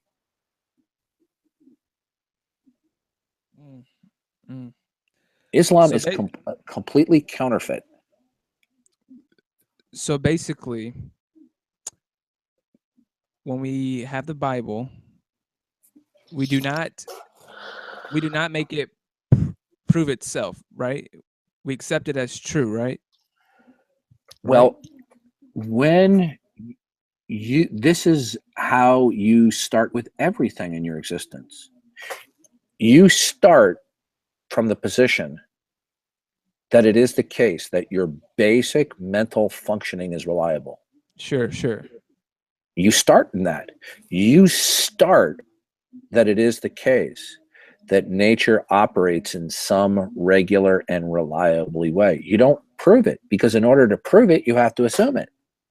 Sure. I get you. It can't be proven. You have to start that it is the case that existence operates according to the principles of logic at all times and all places, because you can't prove it. Okay, sure. So you see, it's not a question of saying, oh, so you want me to just assume and believe this. No, you're going to assume and believe something anyway without justification. It's the question is, which one can actually account for rationality in our existence? And if you do not start that it is the case that the God of the Bible exists and has constructed the world in such a way so that you can reason all this, then you have no foundation for rationality or intelligibility about anything, in spite of the fact that you think you do. Now you do, but that's in virtue of the way God made things. Now, if somebody says, well, I don't accept that, then all I have to do is question them. How do you ascertain that anything is the case? And they're just going to be chasing their tail saying, well, I rely on my reason. Well, how do you know your reason is reliable? Well, my sense perception. Well, you have to reason about your sense perception. But even if your reasoning was reliable, that wouldn't necessitate that your sense perception is basically reliable, or that your memory capacity, or that there are laws of logic. You see, and at this point, what the skeptic is left with, he intently and devoutly believes that certain things are the case in reality without justification.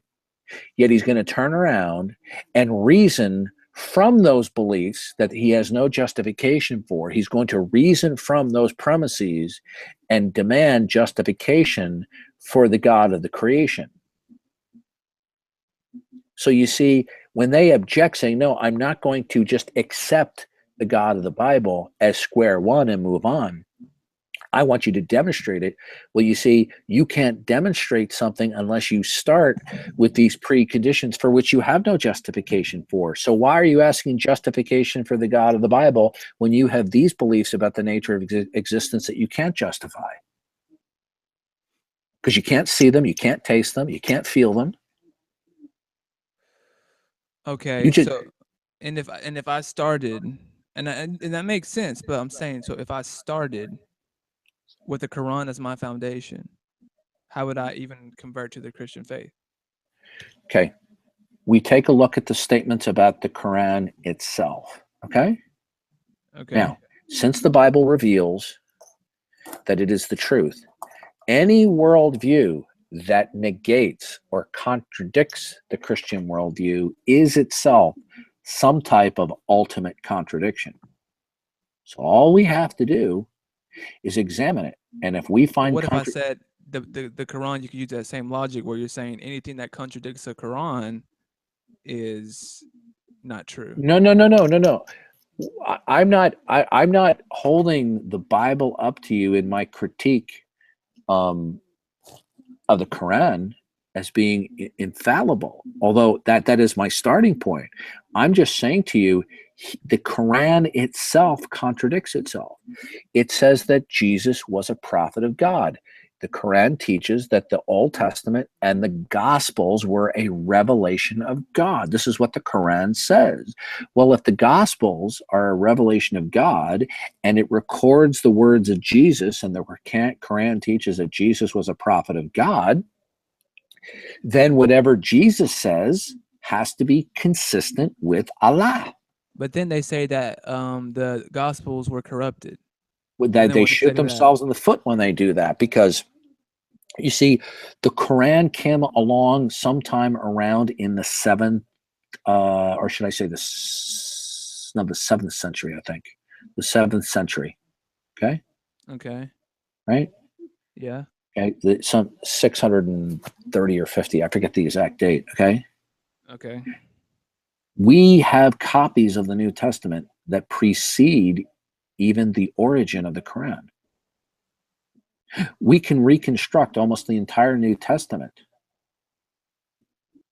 from the citations and quotations of the early church fathers.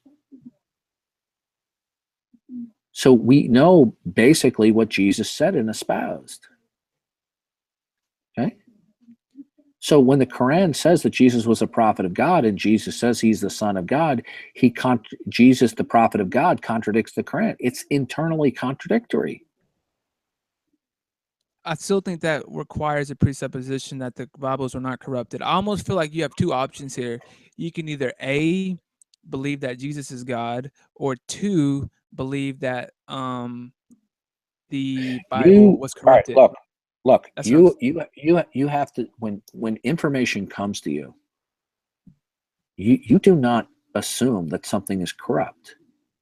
The only reason why you adopt that something is corrupt is when there is internal or external information or justification for you to adopt that. You never do that.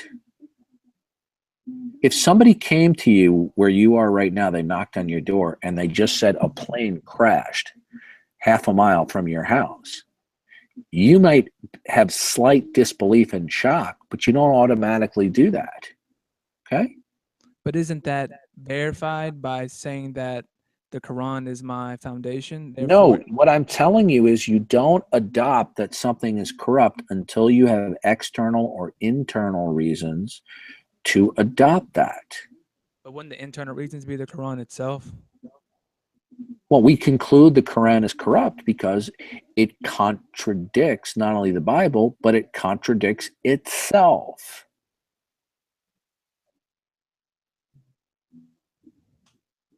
Okay? Well, could it be that we just don't understand it, or is it? No, that's not the case. So the Quran not only contradicts itself in a number of places, but it contradicts the Bible, the Word of God. Okay, See, it's easy. Like, it'll be awesome if there was like a Muslim scholar that could, talk to you, because like when you say this thing, it says, okay, well, yeah, Christianity, that might be more convincing. But then when I talk to someone that's from the Islam faith that's really studied on the matter, they can just rebuttal things on the spot, and I'm like, okay, that makes sense. So then you're kind of like torn between. Is there like a debate that you have? Well, Google the debate between James White and some of these Muslim imams, and he mops the floor with them. Did you know that in the Quran and the Hadith, they believe that the Trinity was the Father, Jesus, and Mary? Now, nowhere in Christianity did it ever teach that. All right? The Bible doesn't teach that. You know where they got that from? The growing influence of Roman Catholicism, which was exalting Mary in its teachings. But you see, Muhammad didn't know that. He was an illiterate Arab. So it didn't even get the New Testament right.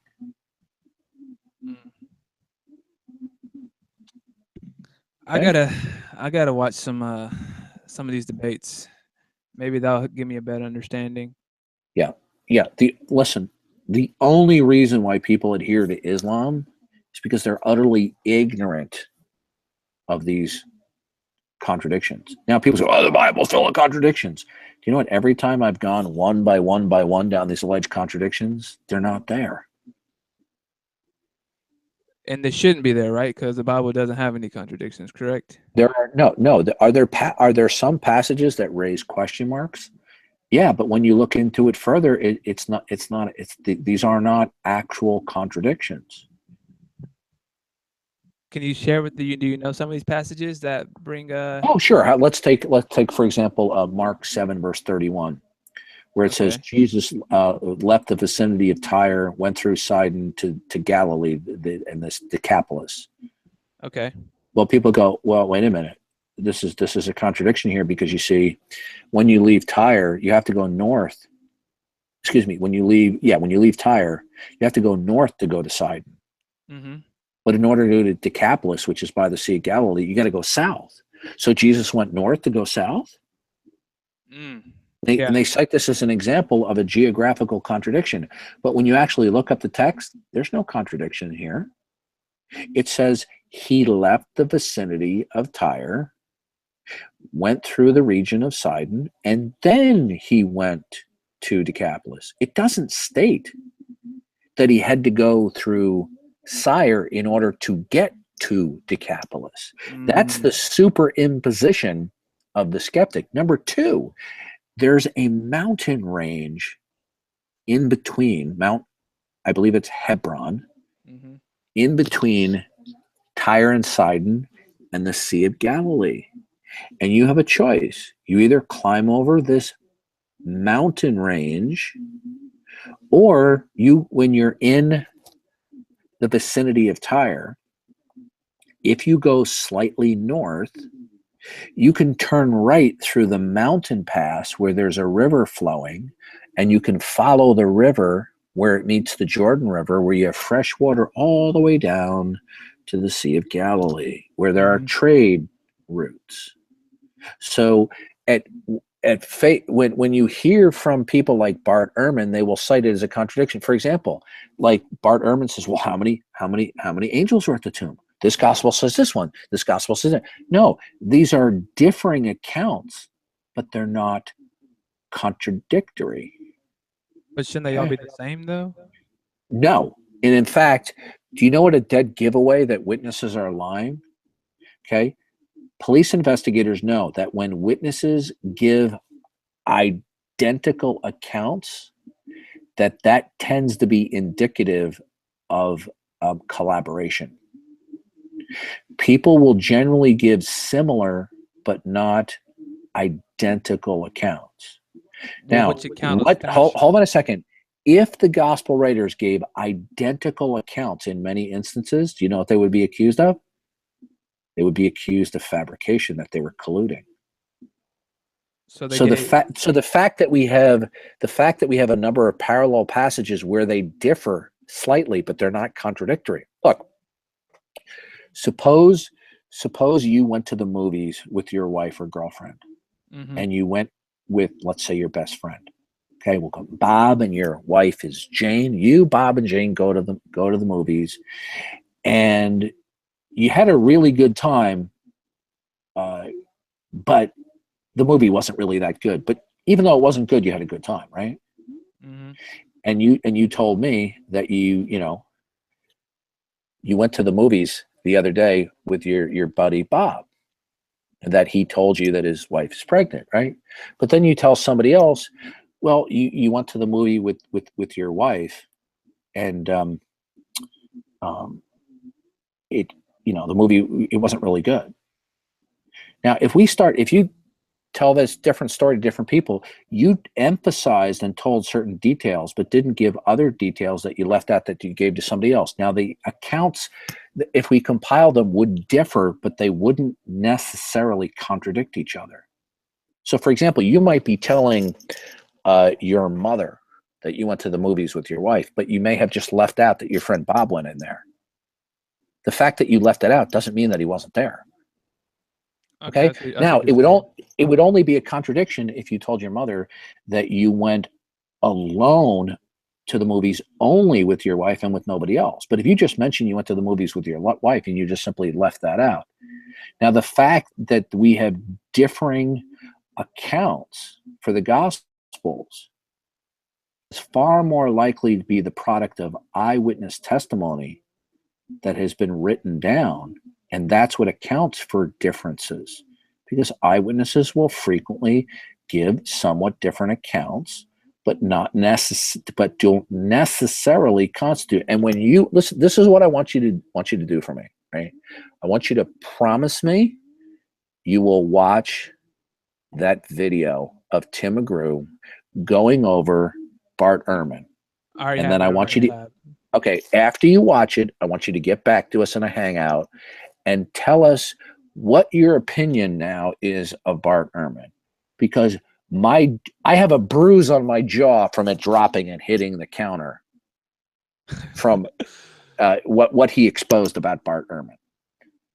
I'm gonna check it out right after this. And by the way, Tim McGrew has a PhD in philosophy and epistemology, and he specializes in the historical reliability of the Bible. This is no Bible thumping schmuck. This is a highly credentialed man. That doesn't necessarily mean what he's saying is true, but I want to let you know this is not just somebody, railing against Bart Ehrman. And this is the most devastating thing I have ever seen against Bart Ehrman. And you're going to come away and going, wow, Bart Ehrman is not an honest man. Well, now I'm excited to look at it. Oh, Antonio, are you there? Yeah, man. What's up? Okay. Do you remember when I told you about the Tim McGrew video critiquing Bart Ehrman? Do you remember how I pumped it up saying how fantastic it was? Yes. Antonio? Yeah, man, I remember that. Can you hear me? And yeah. And after you watched the video, did the video live up to your expectations? Oh, it surpassed it by far. Absolutely. Yeah. Amazing video. I'm about to check it out right now. I'll talk to you guys later. All right. Good talking with you. All right. All right. I think that's the end of the hangout for now, y'all. Thanks for watching. See you guys later.